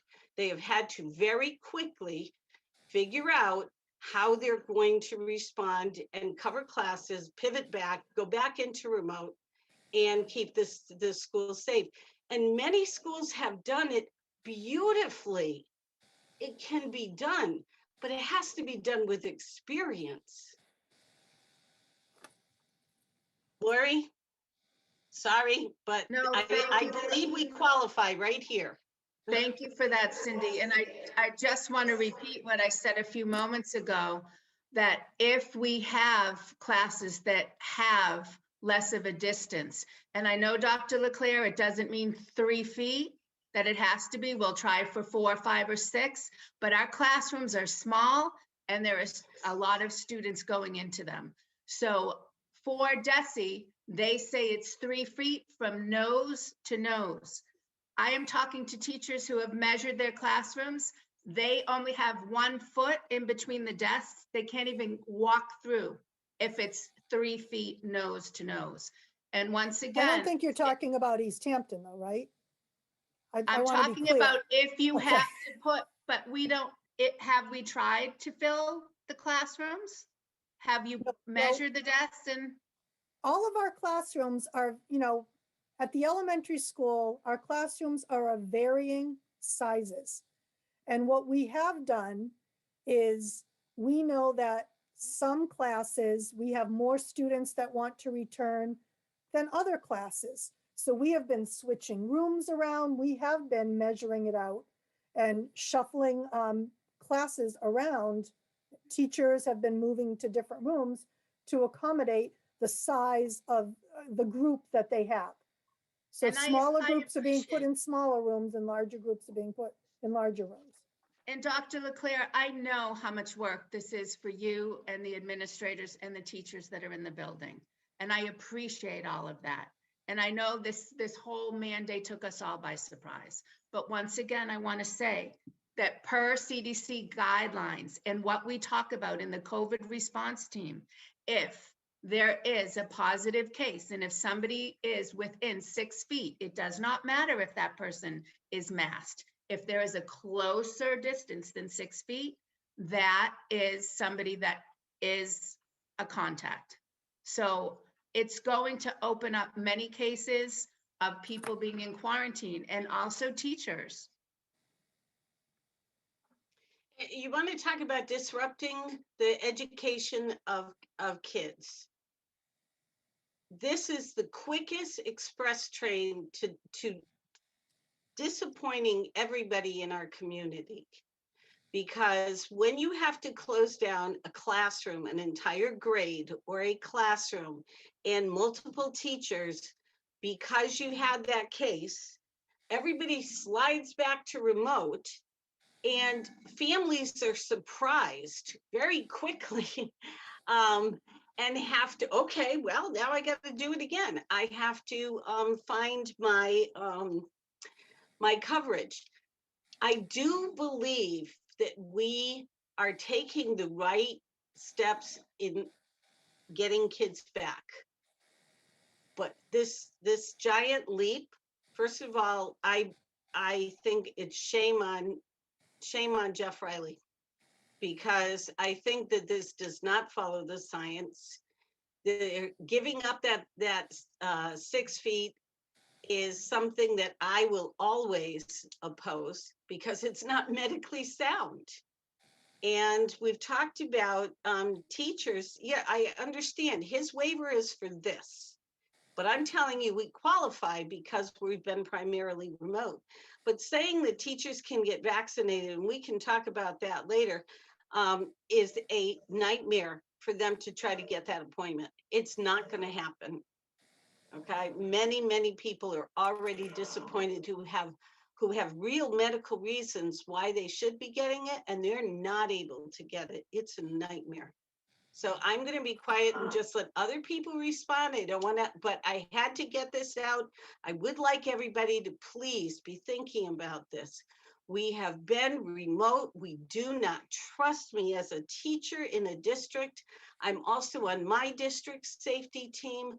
I can tell you that it is a very hard thing to go from fully remote to fully in person with a tiny practice round of a couple of weeks. Now I'll Well, zip. thank you.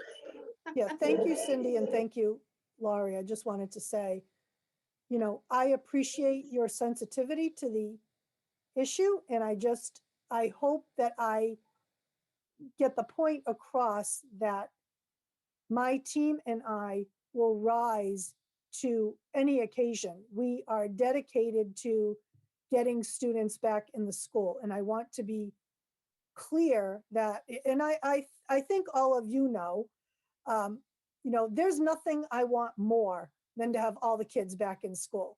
And we don't always agree on the methodology to get there as a school committee, but I appreciate your perspective as an educator and as a school committee member.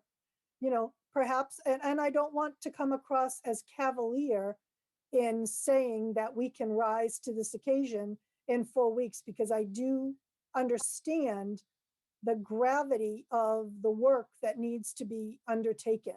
And I understand that we are in our infancy, if you will, in coming back in hybrid. But that doesn't mean that I still don't want kids back on April 5th, because I do. But you know, I understand your comments. Laurie, I see your hand up, but I don't know if anyone else's hand up.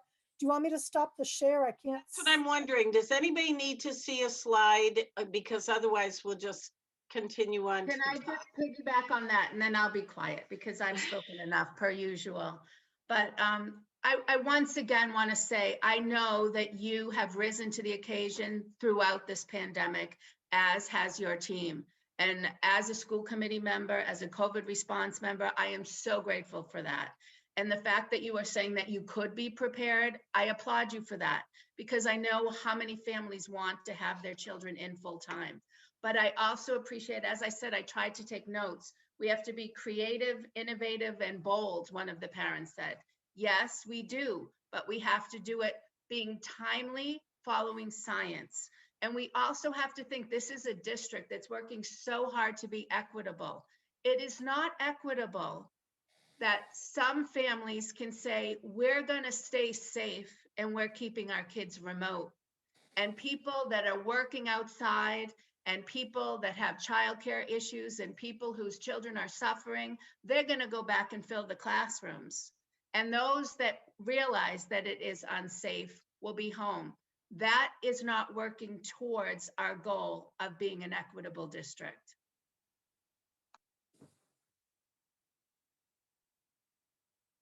Jonathan? If I may. Yeah.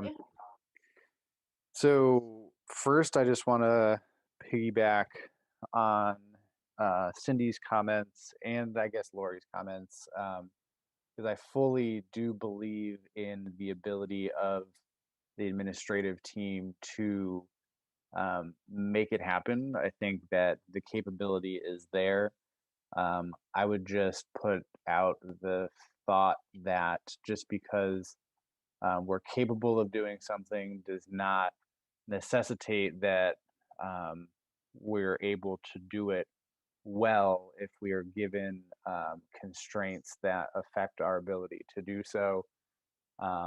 We've obviously taken a very cautious approach to this point, and I would continue to be in support of that approach. And I agree with Cindy that I think that first bullet point does give us the ability to apply for that waiver. I might also consider that the operational bullet point does as well, as we think about our constraints on lunches. I certainly am in favor of having students eat outside under the tents and whatever other creative methods we can come up with. But that is obviously a constraint that we have. I do have one kind of question to go along with these thoughts that I'm just going to throw out there now since I have the floor. Let's say theoretically, you know, we, regardless of whether or not we apply for a waiver, let's say we don't end up with a waiver, can we just say what what families would need to do to remain in a remote setting themselves if that's what they chose to do? Are there any additional steps that they would need to go through on their end? And I just wonder if you could speak to that for families. So my understanding in reading this, just, you know, I did not dive into it deeply yet, but my understanding is that regardless of anything that we do, whether we return on April 5th or whether we do a waiver, we must survey families to see if their intention is to remain in fully remote for the remainder of the school year or shift to remote once we're going full time. So we need to gather that information. And so that I would need the answer to that, but we would have to survey people. For those already in remote, yes, they could easily stay in remote. They would just need to fill out that survey. Did I answer your question? Yes, I think so. I just wasn't sure if there was something additional for families to do to circumvent this requirement, like a personal waiver, if you will. But it sounds like no, that's still their prerogative. That's the option to be fully remote is still there for the remainder of this school year. Right. Yeah. Can I just add, it has been brought to my attention by some parents that in that survey, would it be possible to clarify, would you go back if students were eating lunch in the buildings, or would you go back if students will have the opportunity to eat outside? Because that will be a I huge was going difference. to put some information in there Thank you. about lunches, yes. Yeah, and just to underscore that again, I know as a parent that will be a huge decision-making factor for me. I would want it to be like a promise from the district that lunches are outdoors, not they are mostly outdoors. I think I would feel very surprised if my child came home and reported that, oh, lunch was inside today. Yeah, I get that. And that would be my preference as well. 100% outdoors, and just make sure your child is dressed appropriately. I have a question, and yes, I'm sorry, Mary, you haven't had one. I just really quickly, a parent mentioned mask break should be outdoors. And I just want to understand, all mask breaks are happening outdoors. We are not allowing mask breaks inside, correct? I don't know of any mask breaks that are happening inside. I know that parent is the parent of a high school student, and I know Bill is on the call. He's in the Zoom meeting tonight, so you can ask him that question directly. There he is. I see him. I don't know if you see him, Cindy, but do you want me to do you want to Yeah, because, but I think that is in terms of every classroom, we made a commitment that mask breaks would not be happening in the classroom. They're not happening in the school or in the classroom. Mr. Evans, I think, there was just some information that went out, and then that caused a question. I can clarify a little bit.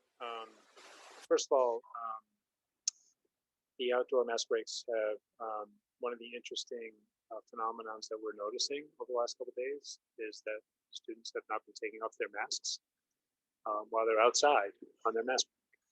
We're encouraging them to, but it's an interesting, maybe we discourage them from ever taking off their mask strongly enough that they didn't want to take it off during the mask.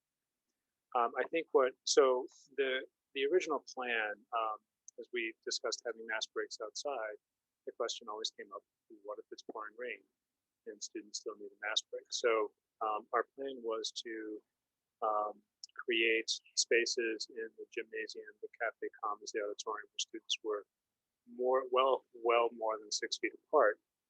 And we weren't quite sure how many kids as we were developing this plan, we were still getting feedback from parents about who was coming and who was not. Based on the numbers we have now, or had over the last 2 days, if those hold consistent, a couple of things. One is we'll be setting up the tent to allow anybody who wants to go outside for the mask break to be able to go outside. Two is I think that we'll be able to create distancing inside that is probably 15 feet apart between the gym, the cafe commons, the auditorium. And I think a number of students are choosing just not to take the mask break. They keep their mask on. Okay, Bill, just so you know, you're difficult to hear with the setup that you have. You just keep breaking up. But Sorry I think we about got, I think we got most of what you said. Yeah, it's this crappy microphone, but I think given what we're seeing so far, that one, those that absolutely need a mask break and need to do it outside can do it outside once we get the tent up, which I believe is happening this week. We're only talking about situations where it's really raining very hard. And I do think that if we were forced to have it inside, we would be able to get a lot of spacing. And I'm guessing that a lot of students would still would choose not to take off their mask, even though they're getting that opportunity. So a lot of districts that I know of are canceling mask breaks if the weather's really bad and just giving kids a mental break from the computer. Take your eyes off the computer. We've been in 2 days, so we haven't had the, fortunately the weather's been nice so far. Thank you. That is my point. You've been in 2 days. So Mayor, you have been waiting patiently. Okay, so I realize, Dr. LeClaire, that you just got this info, so I'm not really looking for answers like now, but would just want to get them on the record. So as we get more guidance, or I was on that call with Commissioner Riley with the other mayors, and I asked some of these questions, and they're supposed to like do a fact page with this sort of stuff, but I just, you'll probably hear before I will. With remote students, students who choose to stay remote, will all of that time in learning count for them because they've chosen remote? Yes. And then do we have enough staff for April 5th, given the numbers that are coming back? I'm really worried about students who are remote or come back in person, and because of various reasons that doesn't work out.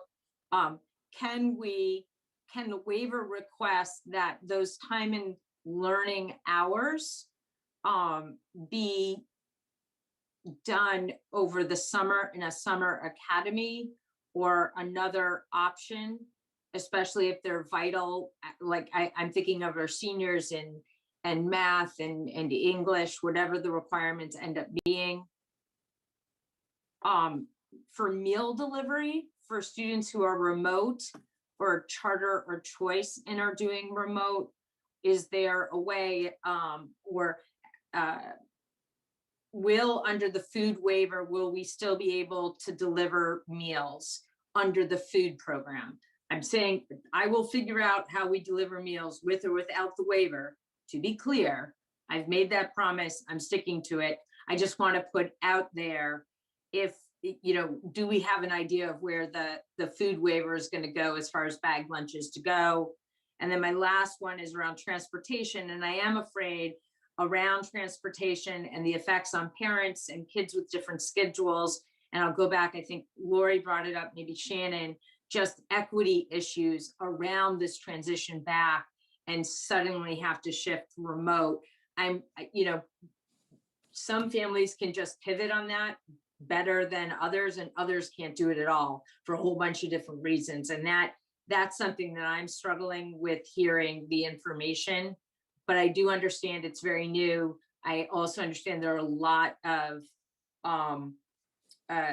districts that will be filing waivers. Some already have. So my last question would be, do we know what happens if the waiver is denied?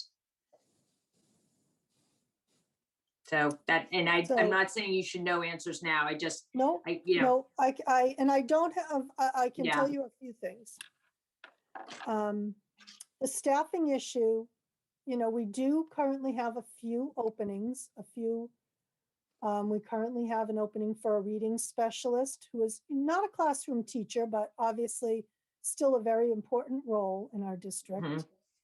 We're looking for another ELL teacher, which is an addition to the 2 that we have, because we're looking to, from an equity standpoint, we feel that that's a need. So, the staffing is a moving target. I won't deny that. The remote students, I already said that counted. The summer academy, we've begun discussing as a leadership team, having summer programming, summer academic programming at all levels, using some of those federal dollars that we had to help students catch up over the summer. So that is something that we've already begun looking at. The transportation, the meals, we just learned today, Mayor, that the meals waiver will be extended through the summer. So that gets us a little bit longer. And as I've already mentioned this evening, our plan is to continue with the bag meals. That's just easiest for them to prepare. They're portable, and so they can go outside easily. So I'm sorry for the kids that like the hot lunches. That's just a sacrifice we're making this year. The transportation, the equity issue, I do hear that. And I'm not sure how to solve it, but I also, I've heard a lot of great things about equity tonight, and I would add, which I know all of you already know this, but I would add the comment that many families express to us either through phone calls to the administrators or through surveys that they were unable to take advantage of our current hybrid situation because it's only a half day. And these are families that, both parents are working or a single parent is working. They just don't have the flexibility to get their child midday. They have to keep them in a daycare or, some home childcare option because they can't do it. So from an equity standpoint, there are so many different variables related to equity, but I do feel like we are missing some families that are really, really dying to come back to school, but because of the schedule we're currently promoting, they're unable to do that in their lives. So there's so many equity issues. No, thank you very much. Shannon? I'm just curious. So April 5th is K through 4 or K through 5. Yeah. Just curious, is the option available for the other schools to go full-time? Or are you just looking at K through 5 because that's the mandate? That's the requirement. However, Shannon, you bring up a good point. I mean, obviously there are schools across the state that have students in full-time right now. I mean, this committee could decide tomorrow, oh, we want the middle school to come back full-time. And that, you could do that. So the commissioner is just requiring that we look at the youngest learners. I think for many of the reasons that we've talked about before, you know, they struggle the most with the technology. You know, they've been in school buildings the least. You know, they need to have some of those social emotional experiences. But there's, you know, there's obviously very similar needs at the middle and at the high school. Middle, Well, they're just- saying, is coming back on the 28th, right after the school vacation. Right, but then there wasn't really any information on the high school. And You're I'm right. thinking, you know, if they go back sometime in May, they graduate 4 weeks later. You know, Yeah. so that's why I was asking, you know, if there was an opportunity at all, if, you know, we were going to open to open. Absolutely. Okay, thank you. Maren, did you want to say anything before Lori? Yeah, I mean, I think my perspective is that I see a lot of different sides here, right? I definitely see a very unfortunate situation from the state. I think that they dropped the ball last spring, last summer, and now are stepping in to try to sort of dictate something top down that doesn't fit. And I think that that's a really unfortunate situation that if we had had better leadership, if we had had more sensitive and flexible leadership from the beginning, I don't think any of the school districts, let alone our own, would be in the same situation we are right now. So I think that that's a really strong given for me. And I do have concerns with the sort of pieces that they're putting out there and some of the direction that they're requiring that we now fit in. And yet at the same time, I just want to also say that overall, I think that, and I want to support the superintendent, Dr. Leclerc, who's saying, we are learning right now. We're not at 0 and suddenly going to have to go to 60 miles an hour. We are already learning about shifting and making these systems work. So having another month before we were able to then be required to have all of our K-4 students in school would definitely be pushing faster than we're on the track to right now. But I also think that we could do that. And I think that it is something we should be looking at how to do. I clearly, you know, am very clear in terms of the numbers and what people are speaking to right now, know that that's not where this committee is going.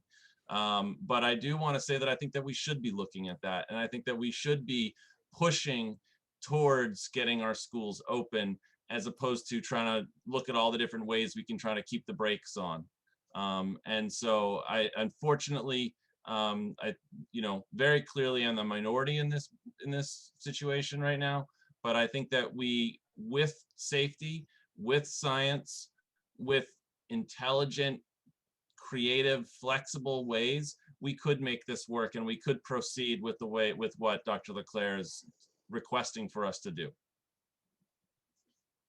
Thank you.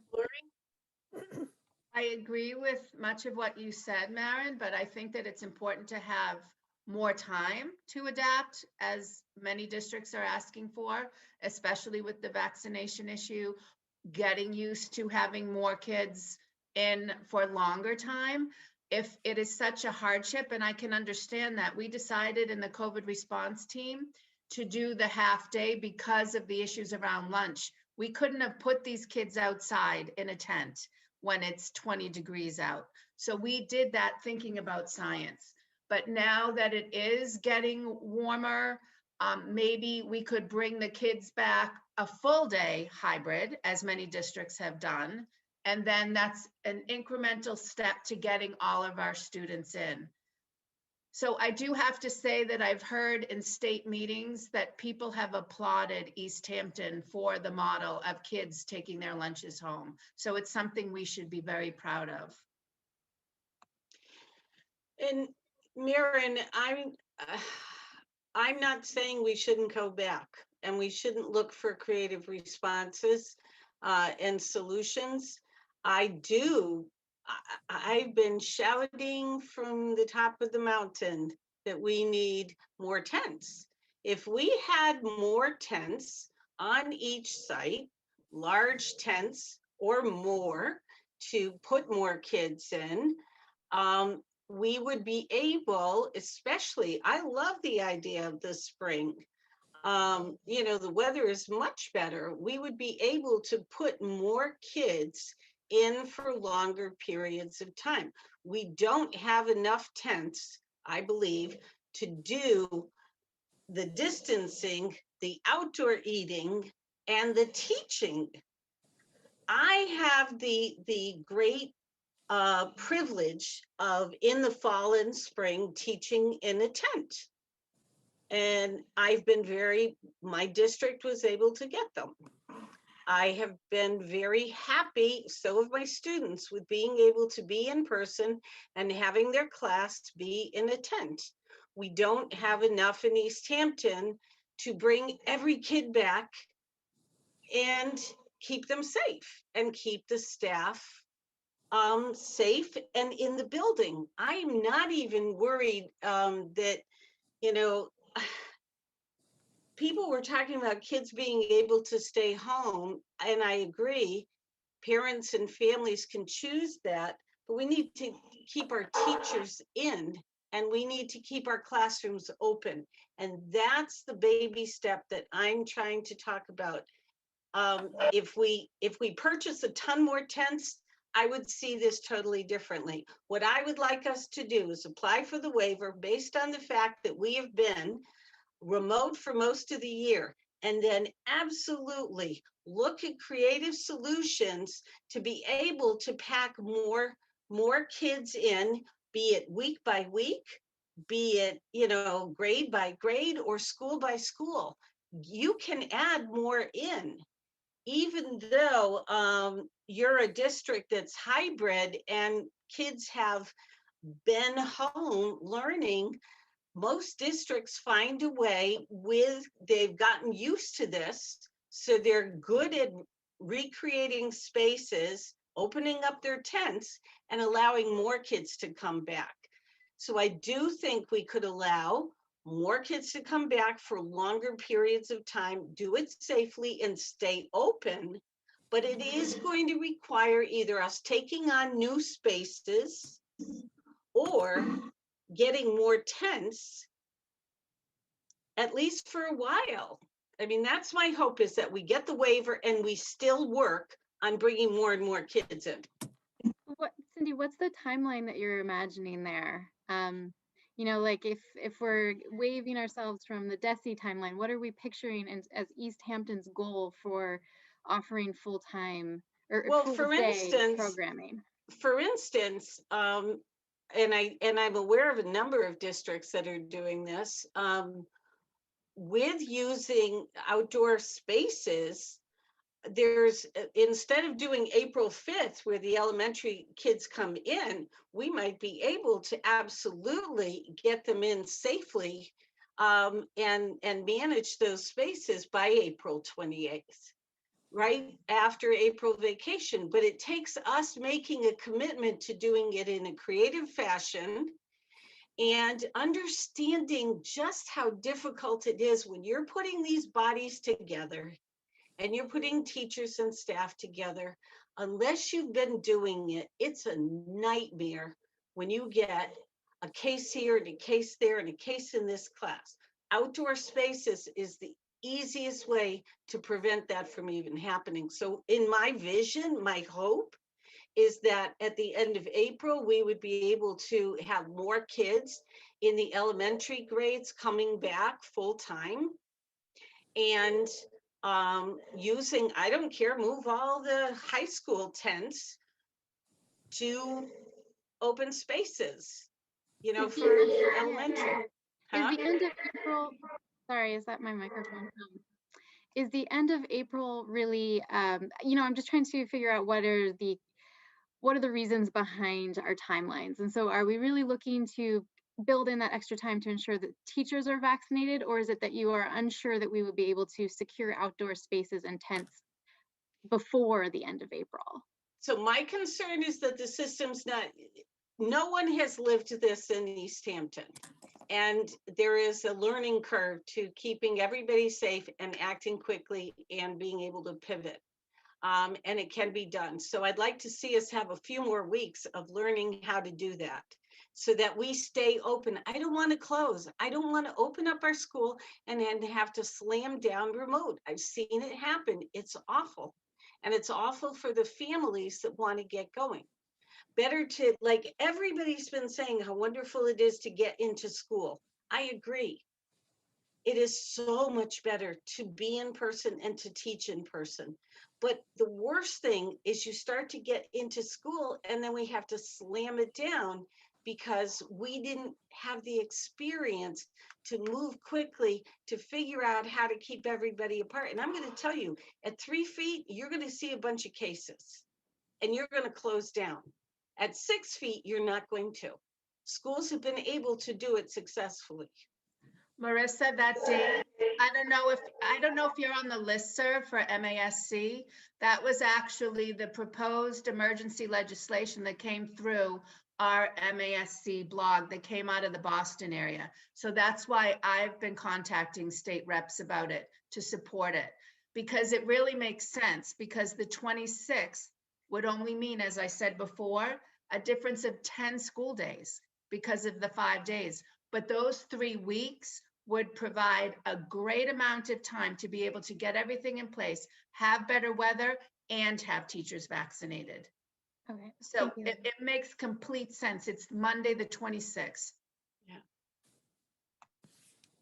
And so Shannon? can I just ask a clarifying question? And this goes along with what Marissa just said. Would it be your understanding then that on that date, we would have not only K through 4, but also 5 through 8, because it would be their day to return?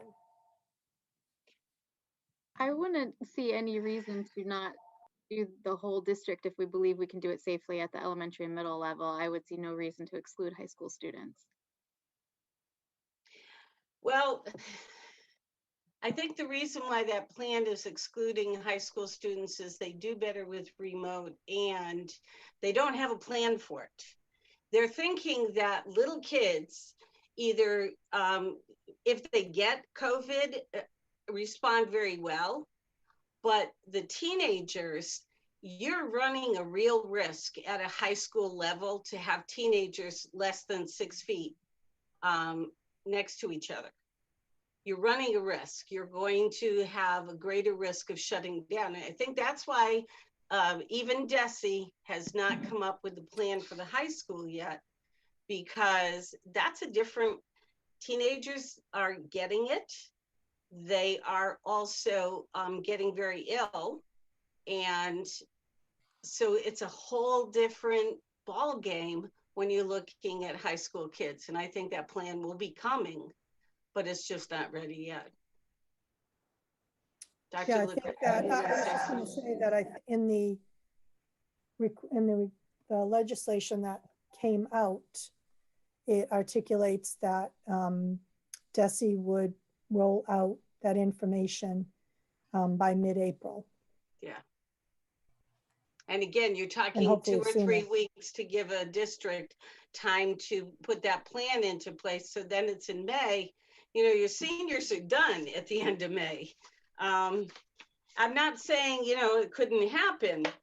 I just think we're going too fast. So, and I'm willing to have us have more discussion, but I am 100% believing that we get the waiver and that we get as many tents as we can, and we look for an eye at getting as many young kids in for as many days as we can, as quickly as possible, but not this April 5th. I don't believe we can do it and keep our district safe, because I don't think we have the experience. And that is why that clause is in there.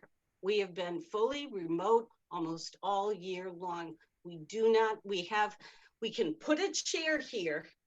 It's not the same as actually living and breathing it and seeing it happen and having to make those quick decisions. That's my personal belief. We need the waiver, and then we need creative plans. And I would love to get 7,500 tents, not that many. I'm a little. Well, I think, you know, and I've said this, I've said this before, and I'm happy to walk around with you around the schools, but we are very landlocked, and there's not a lot of places to put tents. And at Maple, we will have one tent, which is what we had in the fall. Could we possibly put another one there? Yes. But, you know, we also want some open space for children to run around. So, you know, we're limited, and you know, I would argue that there is a lot of evidence, particularly from the Harvard School of Public Health, that just opening classroom windows, and we've told all of our teachers, your rooms don't have to be warm. You know, remind students they can keep a coat on in class, they can keep an extra sweater on, they can bring a lap blanket if they want, they can keep a hat on. Keep the windows open. You will increase the airflow exchange at the K-8 level, not at the high school level, but at the K-8 level. Because of our buildings, you can open windows. You know, the middle school is in the middle of a construction project right now. There's not a lot of space. There's not even enough space for all of our cars to park right now. So thinking about a tent, yeah, I could put a tent out there, but we're going to have a lot of angry staff members that don't have parking spots. So, you know, I think we need to be realistic on the tents. Well, I paced out and I could find a bunch of tent places at the high school. I paced that out and mapped out where we could put 30-foot tents, the big ones. So I know we can put some, and maybe we lose some parking places, but we add a tent or two at Maple and Centra and Pepin, and I'd be willing to look at it with everybody. But I guarantee that if we do this, and we do a few more tents, as many as possible, we can get more kids in. Now, Maren, sorry, Maren was next, I think. Actually, I was, but that's okay. Oh, sorry, Shannon, you don't keep your hand up. Go ahead, Shannon. Well, I was going to ask Allison if you can you pull up the slide again where you have the number of students that are still hybrid and remote, like they're fully remote?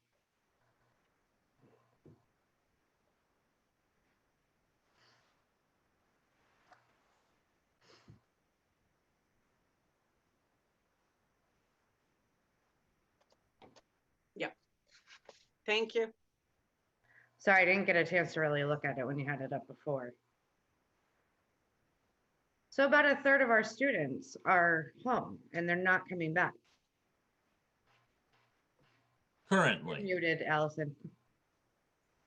Allison, you're muted. We know some are home for the remainder of the year. That is true. Some are home because their families cannot do the half-day model because of, you know, childcare issues. And some are home and they've expressed that they just want to see how it goes. So every day, the administrators are getting calls, oh, so-and-so has changed their mind. So I'm going to continue to update this for you, but I think in the next couple of weeks, you're going to see the numbers shift more towards more students in person. Okay. Now, if we, my personal opinion, if we file the waiver, and I'm not sure how I feel about it yet, but I'd want to, if we were to do that, I'd want to make sure all the schools go back at the end of the month. I really The end of April. Yes. Yeah. And like I said, I'm still not sure how I feel about the waiver, but as far as the tents, Cindy, there's no place to put them. There is at the high school. But that's the school that has the most room. I understand that, and but those are the kids, Cindy, keep in mind, those are the kids that right now are not going to be returning fully in person. I mean, that's a discussion we can have in a little while. But for the sake of this discussion, I think last fall, I'm just going to remind everyone, We were talking about additional tents at the high school when we were having the little ones at the high school. Yeah. And now the little ones are not there. So that's, Right. yeah, so it's a different ballgame. So Shannon, are you done? I can't see you. Yes, I'm sorry. That's all I had. So I think let's sort of try to break this down a little bit into some different pieces, right? So one of the biggest concerns from my perspective, based on the DESE's sort of stepping forward in terms of what their new regulations are requiring us to do. One of the biggest ones that was definitely still a concern for me was lunch, right? So that was poorly offered, poor guidance, not science, just not happy with what was coming down from DESE. However, hearing that Dr. Leclerc was planning for outdoor lunches, and I think there was still some pieces there that I certainly would want to understand in terms of how many tents and how much space we can actually fit and where, how many students. I mean, there's details there that I would want to hear more about, but it seems like the lunch piece has the potential to be solved through having outdoor lunches and shifting lunch times to get enough classes in those pieces out there to do the lunch. So if the lunch piece is solved, that's piece one, right? Particularly if this committee is sounding like there may be more potential for us to consider this state requirement if we were to postpone until April 26th, which again, I mean, the state's guidelines are, from my point, again, not taking a lot of things into consideration. Having this mandated 2 weeks and then a week off vacation where people are going to be traveling or what have you is again pretty poorly planned. But so if we were to say we're going to push this back to April 26th, giving us more time to have better skills and knowledge and experience by everybody involved, clearly by the 26th of April, we're not talking about one window being cracked an inch. We could have every window in classrooms open. We could have multiple fans blowing air. So when you start to look at 3 feet apart at minimum, and some classes, they'll still be able to keep 4 or 5 feet apart, depending on how many students are coming into those classes. The amount of airflow that you're going to be having circulating in those spaces is going to be much higher. And that's going to be able to get any of those sort of air droplets or concerns out of those spaces. So to me, while I don't like it, I certainly prefer having our kids back in school, even with closer spacing, by the time we're with that kind of warmth and being able to have windows open and have really solid ventilation happening. So that's another piece that feels like if we were able to postpone this to the 26th, seems like that fits my needs, and it certainly sounds like it could fit more of potentially your needs as well. Lori, I'm going through a list, so it's going to take another minute or two, okay? So no, that's fine. We've talked a lot. So yeah, you guys have talked a lot. So let me talk for a few minutes here. That's right. So one of the other big pieces that I feel like we all could certainly agree with, that, you know, that I've heard a number of you speak to, is around vaccinations for our teachers. Definitely the April 5th timeline does not allow for the 2 different vaccinations, if that's what some of the teachers end up needing to get, or how they get appointments, or all of the sort of challenges that are certainly going on with appointments. But if we were to be waiting until the 26th, certainly that provides a whole lot more time, potentially to be able to get through both shots, or at least to be getting, depending if they're only getting 1 shot with the Johnson & Johnson, that would happen in that time. So it seems like that certainly gives us a lot more time to be able to meet that need of having our teachers vaccinated.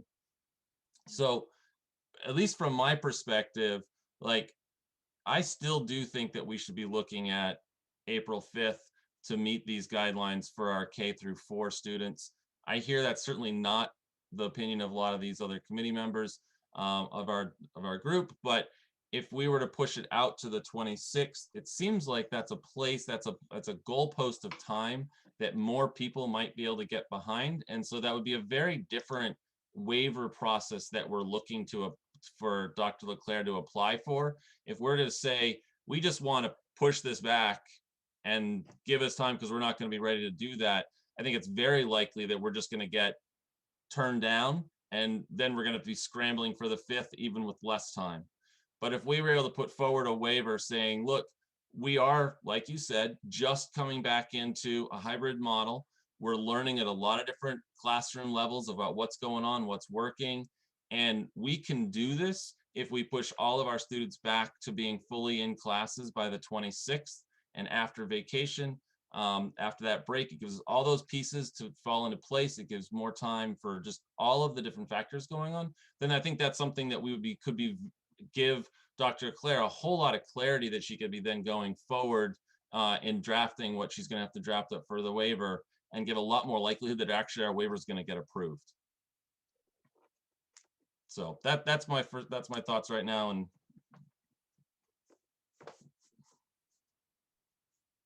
Yeah, go ahead, Lori. And I'm sorry if I do speak a lot, but being on the COVID response team, I do have Megan here writing to me all the time. And so she gives me input for what's being said instead of calling her on. So much of what I am adding comes from an epidemiological standpoint. And I don't mean to be the know-it-all. I'm just getting this information. And I just wanted to piggyback on what you said, because she gives me the information scientifically when it's being said. I'm sorry, I don't mean to interrupt anyone. She said the airflow is only one part. It's good for the airborne small particles, but the barriers will still be needed for less than 6 feet to take care of the larger particles. So that is something that should be written in the waiver because of the airflow concerns in the classrooms, that the state said that they would help to fund these type of security measures. We should be asking for the plexiglass barriers that wealthier public school districts have shown in New York and private schools have. So when we hear all about these private schools, how they've been in, it's because they have it. Let the state provide it for us. Every class has a barrier, absolutely. And the 26th of April gives us time to get barriers, and also time to measure out every single room to the maximum distance possible, and to be able to really evaluate how many barriers you really need and how many can you get. Because again, you're getting a couple of weeks warning here. Oh, we want you to open April 5th. And guess what? If you try to scramble really quickly, unless you order now, if you and Dale order plexiglass barriers now, you might get in and get a number of them. But it is not as easy as one might think, because every school is now getting slammed with, oh, we're going to open up. And it's nice to tell us, oh, put a barrier up. It's another thing to get it.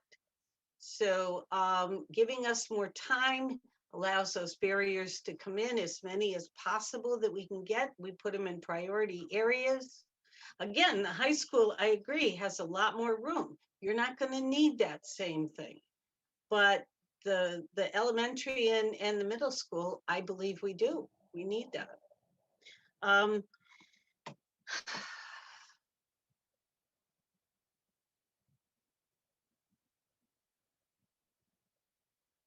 Anybody else? So I think if you are instructing me to file a waiver, then I think you need to take a vote on that. Absolutely.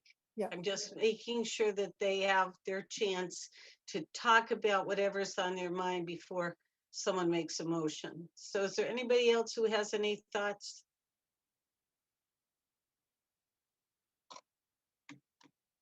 And just maybe this is a good time for me to share a little story about how difficult it is to get a vaccine. So if you qualify for a vaccine and you get on, it sounds, wow, great. I'll just pick my day, make my appointment, go in and get it. Well, unfortunately, so many people are on that you can turn your computer on at 6 o'clock in the morning and you will see a message that says 150,000 people ahead of you, and there are 1,900 shots.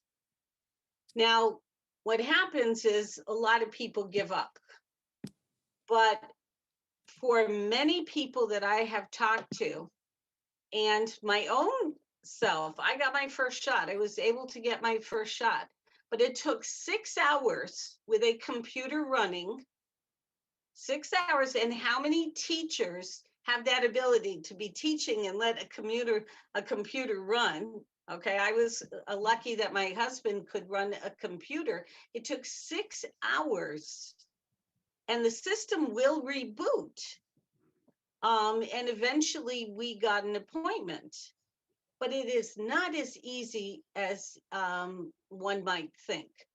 So giving people more time to get that vaccine after your first shot, I think 10 days after your first shot, even if you need the second one, you're at something like 80% effectiveness. So those are great numbers, but you got to get the shot in the arm. And we keep talking about children not being at risk, but I'm really talking about teachers being at risk, because those teachers are the bodies you need to take care of those children. And so if we can get them vaccinated, if we have that extra time, your teachers are going to be more confident, they're going to be healthier, they're going to be able to stay in the building.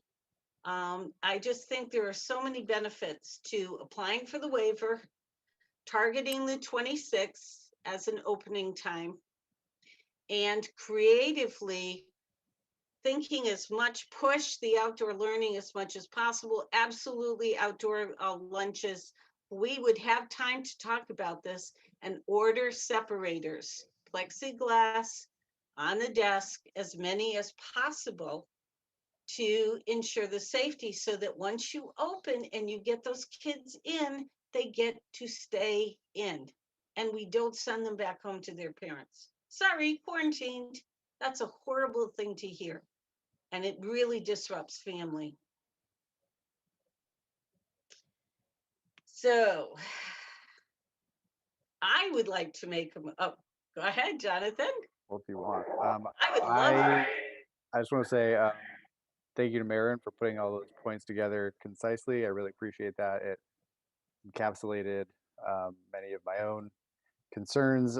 I would like to make a motion that we instruct Dr. Leclerc to apply for a waiver, given the points that we have made about the first bullet point regarding our recently coming out of remote learning, and with the intention of doing all of our due diligence to look at opening as many grades as possible on the 26th of April.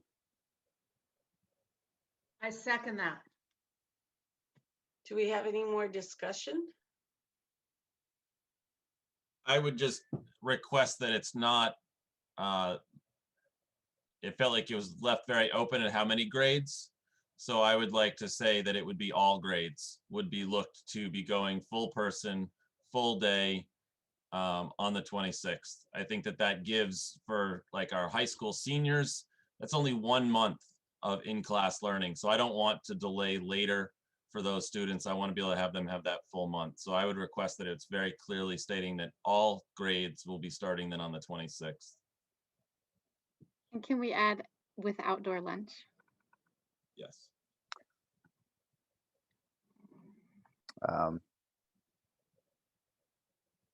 Do I need to remake the motion? Yes, I think you need to remake the Yeah, motion. I would do it Okay. again. So, and to be clear, I mean, okay, because we're gonna sort of jump the gun on Desi there at the end of the month with the high school students.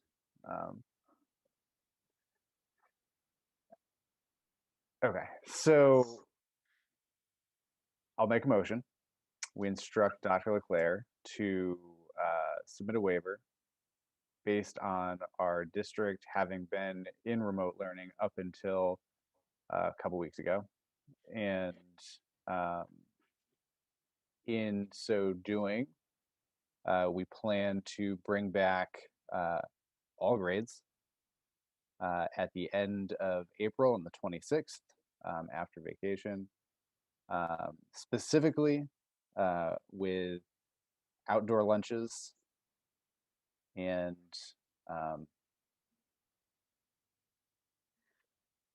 A full day program. a full day program. Is that I don't implied? want That's what he's already asking. Desi's already asking. Yeah. This isn't me. This is the epidemiologist. Can we please add, if students are going to be less than 6 feet, to have barriers in place? I was considering that and wasn't sure how to say it because what almost came out of my mouth was as many plexiglass barriers as possible. And then I realized that I just said those same words and they didn't really work out. You guys, it is next to impossible to get plexiglass right now. I'm in manufacturing and I can't find it just for our regular everyday business. I think that you need to keep the motion clean. When you start adding all the caveats that have to do with the running of the school, that's under my purview. That's not, you're the policy. So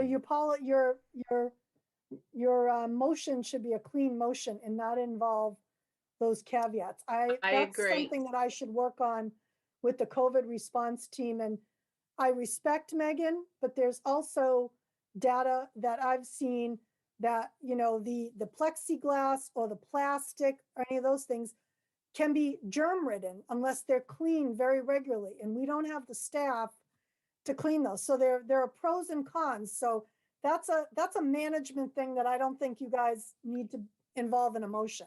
Well, so I agree with you. What I would actually say is that we make the motion to apply for the waiver, and we have a target of April 26th.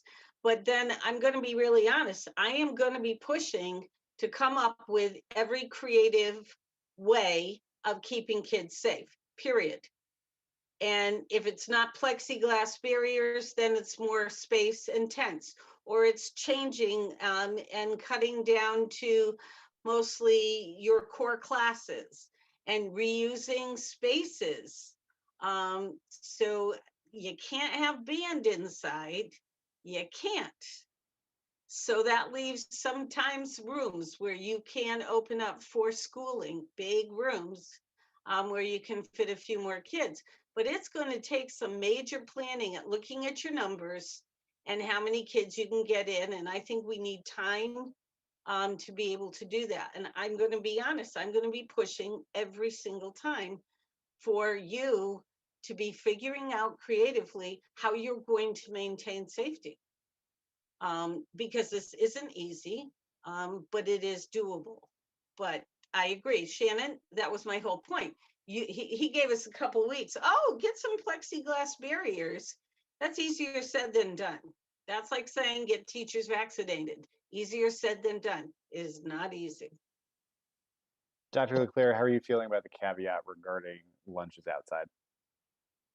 I don't think that needs to be in your motion. doesn't have to be All in you're there. doing is directing me Correct. to file the waiver. I mean, I agree. have to give that information to families. But that was I don't already. know. I do think that that is a big deciding factor in the support of at least some members of this committee in terms of whether we feel like it is appropriate to move to a full day model. I think the lunch is different from the rest of the questions around instructional time. But I'm not sure, and you can correct me if I'm wrong. You're making a motion to apply for a waiver, which is an extension to come back.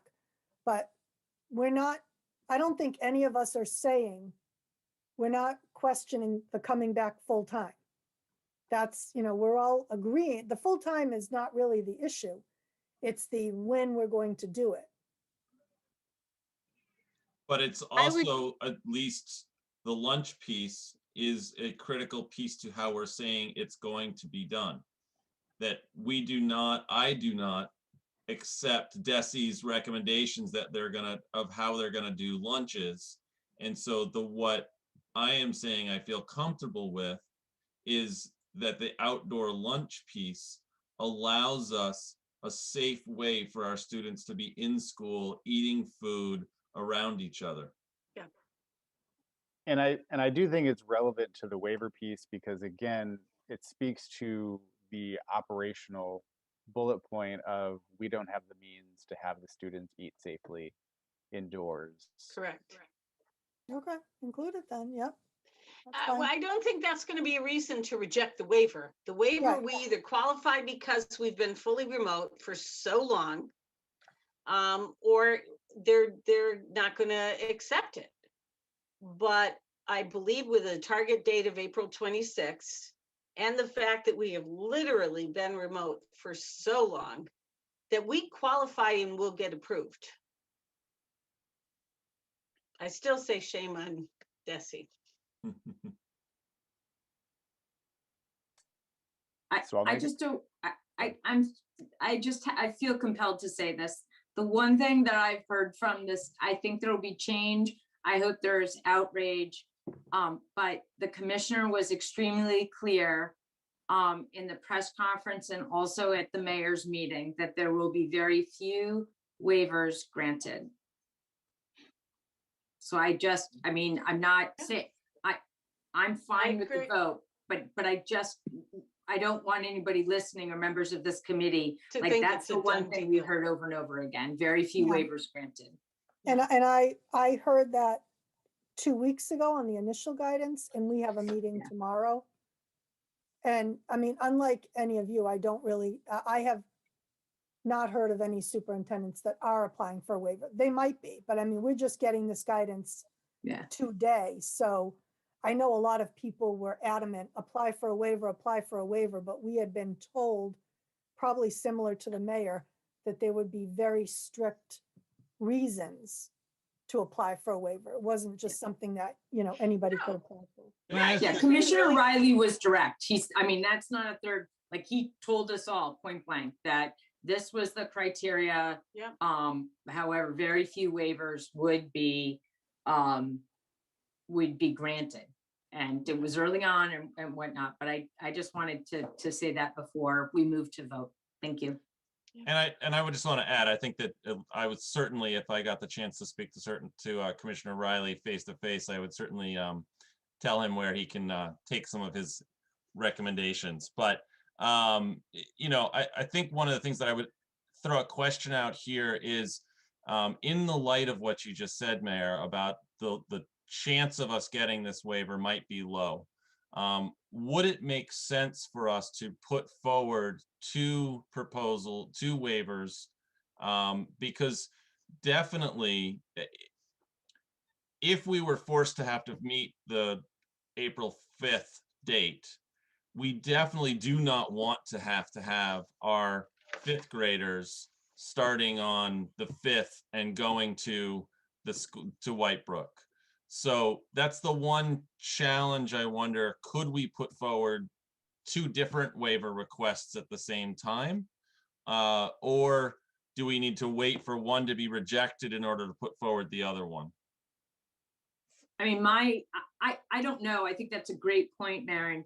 I mean, I say this just listening to everything and without, I say we should file two because,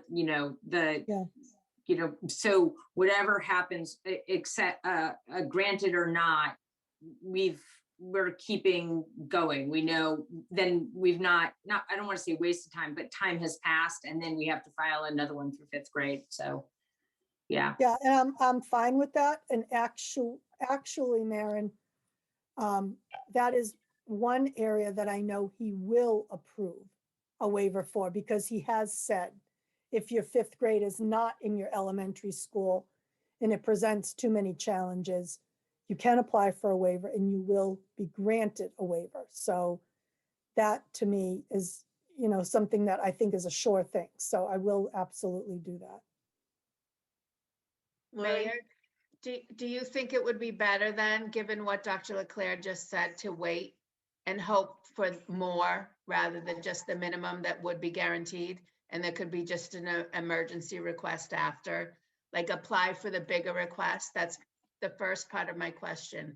And then the second part is, do you feel that this conversation that's going on in the Commonwealth now about contacting legislators for emergency legislation, do you think that could be a good route to get this extension?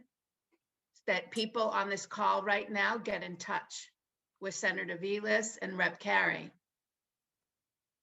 and push for it.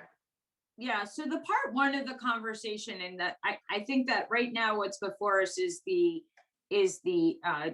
question of filing waivers, and I think we should split our two waivers. You know, I think and I agree with Dr. Leclerc on that. I think that contacting legislators with anything at any time is always really good. I would never dissuade that, and I think that they're, you know, from talking to the legislative delegation, they're getting comments and input on all sides of any given issues around school. So, I mean, to put the voice forward, I'm always a huge proponent of that. I do I guess if this body votes for the waivers, one or two or any, I think we should do that because that's what's available to us. And we've heard from the community, even though something could change in a couple of days. Like, you know, I mean, one of the questions I had for the commissioner is, if we were to file a waiver of any time, how long would it be until we find out if we get it or not, right? Because we've got to prepare either way. So I'm in favor of going forward with two waivers and urging members of this board, but also members of the public with children or with not, to speak out and let their legislators and the governor's office and the commissioner's office know how they feel about this.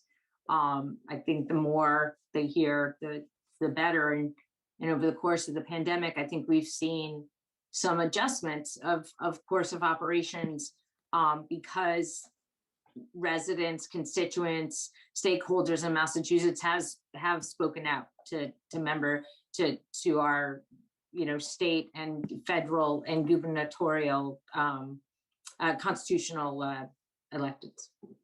The piece that I would add to that too is that I think all of what you just said, Mayor, is totally true. I mean, we should always be reaching out to our representatives and governor and speaking of our mind on things. I think, like you also said, there's so many different opinions on this all across the spectrum. And the fact that the commissioner is directly working with the mayor for that legislation to actually pass, first off, it would have to gain momentum in the next 2-3 weeks to be passed, to make any difference. And it would have to be veto proof. So the likelihood that it's going to be able to be veto proof so that it can force it past Governor Baker is, I think, a lot less likely. So I think that, you know, again, speaking to what Mayor just said too, we can do what's in our power, which is moving forward with waivers and pushing that envelope. And certainly people should always speak out and be, you know, active, engaged citizens. I have one quick question for Dr. Leclerc. The survey that you're going to send out to parents, is that going to be about a 3-foot distance? Are you going to ask them, are they willing to have their kids come in 5 days a week at less than 6 feet? I think the less than 6 feet. I would, just to be as accurate as possible, I would try to capture the actual DESE language, because I think people have a misperception that gets perpetuated on social media about 3 feet, and not every classroom will have a 3 feet separation. Some will have 6. Is that what you're saying? I'm saying it could be anything in between, depending on how many students come. I think that when you send out your survey, it's important that you explain that in each classroom, the distance could be somewhere between 3 and 6 feet. Do you still want your child to come in 5 days a week, all day? Because again, viral loads build throughout the day. Yes, we're going to be able to open up windows. Yes, we've done our buildings, but the reason why I would really like to see those numbers because a lot of parents are already having their kids be remote and may just say, at less than 6 feet, more kids are going to be remote. And then the waiver is moot because we're still going to be in hybrid because we're going to have smaller numbers of kids in every grade. I'm really hoping that we get the waiver. I hope we get both. But it is what it is. Well, let's vote. So I appreciate all of this discussion. It has definitely helped clarify things. I would like to make a single motion that we apply 2 waivers. One to exclude grade 5 from the requirement that lumps them in with the elementary grades, and the other that allows our entire district to stay in a hybrid setting until April 26th, based off of the point made by Desi that would allow us to do so. Because we've been in remote for so long. Right, that one. Okay. All right, any more I discussion? would just amend that with adding that we are having lunch outside to be able to meet our safety needs for our students. I was going to say that afterwards is something that we will be sure to continue talking about. Can I second that? The lunch or the whole thing? The whole dang thing. Including I thought I seconded already, but you're welcome to, Shannon. What's a new one? It was a new one, Lori. Oh, okay, that's fine. Okay, I'm seconding it. Okay. All right, any more discussion? Okay, let's vote. Jonathan. Jonathan Schmidt, aye. Mayor LaChapelle. Mayor LaChapelle, aye. Marissa. Marissa Carreri, aye. Lori. Lori Garcia, aye. Maren. Aaron Goldstein, aye. Shannon. Shannon Dunham, aye. Cindy Kuzensky, aye. Okay. Whew. Okay, so are we done with that? We're not done. We're going to keep bugging you. Trust me. No, keep going, Allison. We have the program of studies. Yeah. Also tonight. So yes. Before y'all start getting too tired. And this is way past Mr. Evans' bedtime right now. So Bill, you have 5 minutes. Let's go. Fortunately, I only saw like 4 changes, maybe. Is that possible? Yeah. I think he kept the changes very, very minimal this year. Well, you know, given the course of the year, I don't think that we were entertaining a ton of changes, but I hope you had a chance to take a look. I just want to refresh my own memory. Right, so the Zello completion, starting with the class of 2022, Zello is our new post-secondary planning program. It's a terrific program, but requiring students to complete that is something we really want to encourage by making it a graduation requirement. Many students, if they go through their 4 years without going through a post-secondary planning, a formal post-secondary planning, they often get to the end without really understanding what their strengths are, what their career options are, what their post-secondary options are. So it's not a rigorous or arduous process. It simply provides opportunities for students, and we really want to make sure that we're encouraging it in a more formal way by making it a graduation requirement. So that's one. The next thing is the addition of 3 classes. I'll add them together. The addition of film and literature, the cooking class for the IIS class, and the communications and technology class. So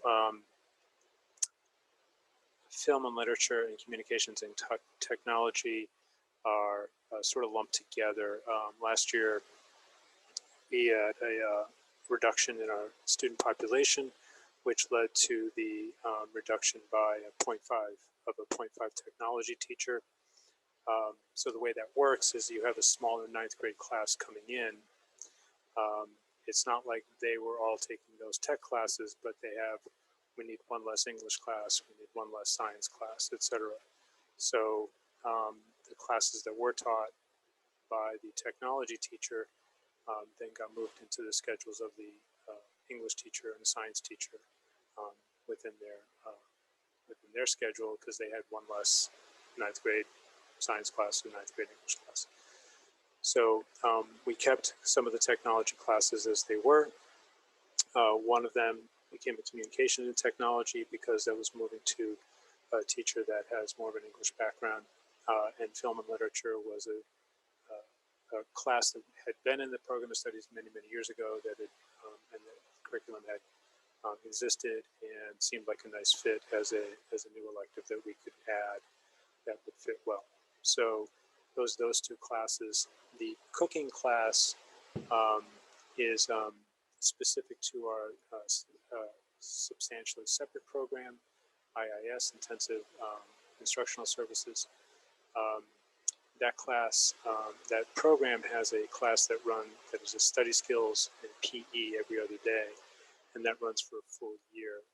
And the teacher of that program, after hearing in an IEP meeting one of her students say, "I'd really love to be able to learn to cook more," we started thinking that through and realized we do have a cooking space available that used to be occupied by a different program that no longer exists, and that we could add this cooking program every other day in the second half of the year, opposite the study skills, instead of having it be so for the students it would be study skills and PE every other day in the fall, and then study skills and cooking every other day in the spring.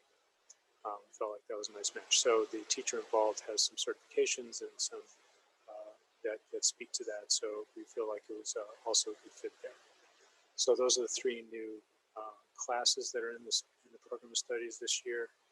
And I think there was one more thing there. The business courses. So business courses actually had been phased out with a previous reduction in the in staffing before I actually got there, but the business classes had stayed in the program of studies. We haven't been able to offer them for a couple of years. So looking at where we are with staffing at this point, it makes sense to keep those classes in the program of studies at this time. And those are the changes.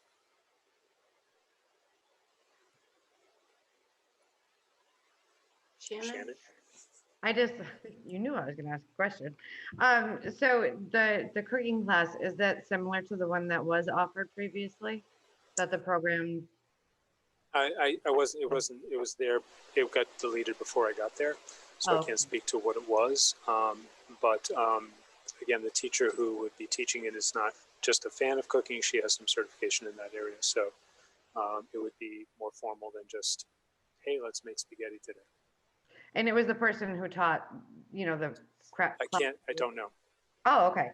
The other thing is, just out of curiosity, the business classes, what did we have in the? There was an intro to business class. I think that's the last one that we were able to run, and I may have misspoke. That may have run in the fall of my first year. It seems like a very long time ago. And there were some others that were in there. I can't recall exactly what they were. I would have to look back at the previous program studies to see what was there, to see what we're taking out. But I know that we just couldn't put them in the schedule. So yeah, I agree, Mayor. But it's been,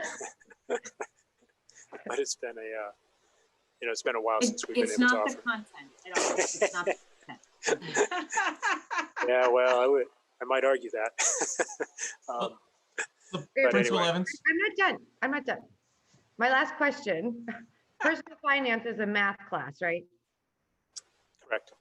Okay, I just want to make sure. That's it. I'm done. Okay. All right. So I guess the one question that I would have, and I think you've already answered it because your uncertainty in terms of the business classes. I think that having business classes at the high school level can be really helpful as students start to try to think about careers and how these different pieces fit together. Obviously, it's not an MBA or anything, but it sort of helps kids start to sort of think about how to sort of critically think about those different pieces. So while I understand your reason to remove them for next year, and that we don't have teaching staff to necessarily teach them right now, I would challenge us and you and your staff to look at what we could build back in potentially, and how to be able to provide a little bit more of a business piece to students at our high school level. You know, I know that we have our internship program that they can go do interns, get internships, and obviously that's a really critical part of learning how to take your skills from school into the workforce. But also from a business perspective, having at least the introduction to business could be a really powerful class to offer our students. So I would challenge us to look at ways to be able to bring that back in future years. I welcome that. That would be great. Jonathan? So I just wanted to talk briefly about the communications and technology class. I was really interested to see that show up. Communications is one of the sort of 3 pillars of knowledge that I feel like is lacking from secondary education. The others, if you're curious, being civics, which I'm glad to know, you know, is something that we're progressing on, the other being philosophy. But I took a look at it and it seemed like an introduction to a lot of, you know, online tools, which is obviously valuable as we become citizens in this digital age. One thing that I felt like the description sort of kind of touched on, but like mostly danced around, was the concept of information and media literacy. There was some discussion in it, I think, of introducing students to using, you know, the online tools to find the information that they need. And I would just sort of throw out the thought and challenge that those are some really important concepts that our society is grappling with, and that I think, you know, deserve a place in at least one of the courses that we're teaching. And I would hope that, you know, whatever form that class takes, that there's some, you know, collaboration and integration of studies around that topic and work with the Library Media Center, and that we just sort of keep that in mind. Thank you. We will. I agree with you. Do we need to make a motion to accept these changes? I'll second that. Okay, any more discussion? All right, so I'm gonna kind of move around. Marissa? Marissa Crary, aye. Mayor LaChapelle? Mayor LaChapelle, aye. Jonathan? Jonathan Schmidt, aye. Maren? Aaron Goldstein, aye. Thank you, Principal Evans. Shannon? Shannon Dunham, aye. Lori? Laurie Garcia, aye. And thank you for making the change to world languages. I appreciate that. You're welcome. And Cynthia Kuzinski, aye. Thank you. Thank you for your Thank you all. I presentation and appreciate it. staying up late. Good night. No worries. All right, so now we just have to do payroll and a few matters for action. Very good. While I'm pulling this up, I just wanted to mention I was able to locate our resolution against the MCAS testing. My sense of time was very warped. It was not January, it was actually October that we passed that resolution. So Yeah. we were definitely thinking ahead and anticipating this problem all the way back in the fall. So I forwarded it to you, Cindy, so you'll have that on your record again. Thank you. Okay. So I would make a motion to approve the school payroll dated 2/25/2021 in the amount of $525,316.96. I'll second that. Okay, Marissa? Marissa Crary, aye. Mayor Mayor LaChapelle? LaChapelle, aye. Jonathan? Jonathan Schmidt, aye. Maren? Aaron Goldstein, aye. Shannon? Shannon Dunham, aye. Lori? Laurie Garcia, aye. Cynthia Kuzinski, aye. Make a motion to approve accounts payable authorization for payment dated 2/25/2021 in the amount of $309,606.20. I'll second that motion. Marissa Crary, aye. Marissa? Mayor? Mayor LaChapelle, aye. Jonathan Schmidt, aye. Aaron Goldstein, aye. Shannon Dunham, aye. Yeah, you did it. Lori Lori Garcia, aye. Cindy Kuzensky, aye. I make a motion to approve the minutes of the executive session dated February 22, 2021, to be withheld until the matters are resolved. I'll second that motion. Marissa Carey, aye. Mayor Mayor LaChapelle, LaChapelle, aye. Jonathan Schmidt, aye. Aaron Goldstein, aye. Shannon Dunham, aye. Lori Garcia, aye. Cindy Kuzensky, aye. Do we have anything under other? I don't know if we just went too fast. Was there any sort of specific transportation or sports updates that didn't get covered, or were those They just? were on the slideshow. Okay. Yeah, and I did a transportation slide, Maren. Yeah. Just giving you the lowdown that we got everyone on. I didn't really have a sports update. I don't think basketball started playing any games yet because they haven't met the metric yet. So nothing's really happened yet. Okay. But they're So it's on practicing, there in right? case. They're getting the chance to Yeah. practice at this Yeah. point. Yeah. My only other comment or question is, can Nicole, or sorry, Mayor LaChapelle, you mentioned you were working on delivering meals. Is that something we can add to the agenda next time? I don't want to talk about it right now. Oh, yeah, of course.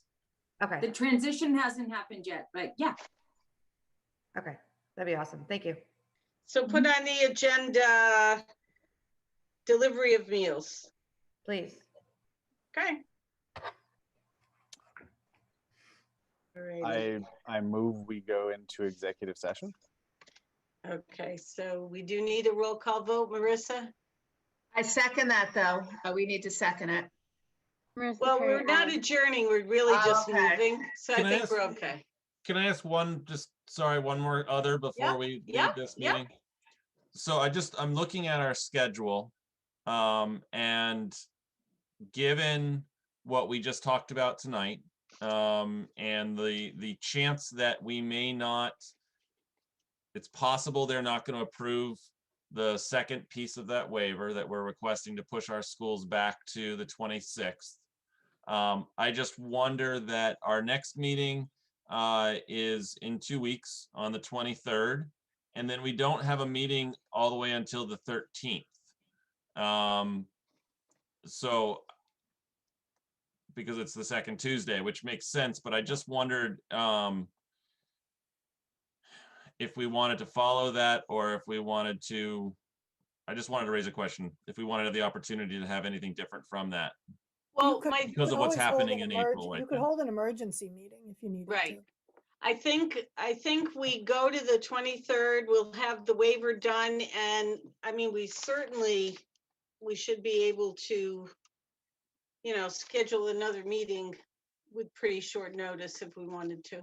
Okay, I just wanted to raise the So question. that's a good point. That's a good point, because we're talking about crazy times again, shaking things up.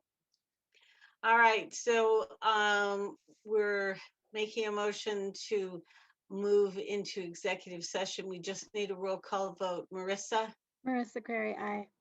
if you all move. Jonathan, Jonathan Schmidt, aye. Mayor LaChapelle, Mayor LaChapelle, aye. Lori, Lori Garcia, aye.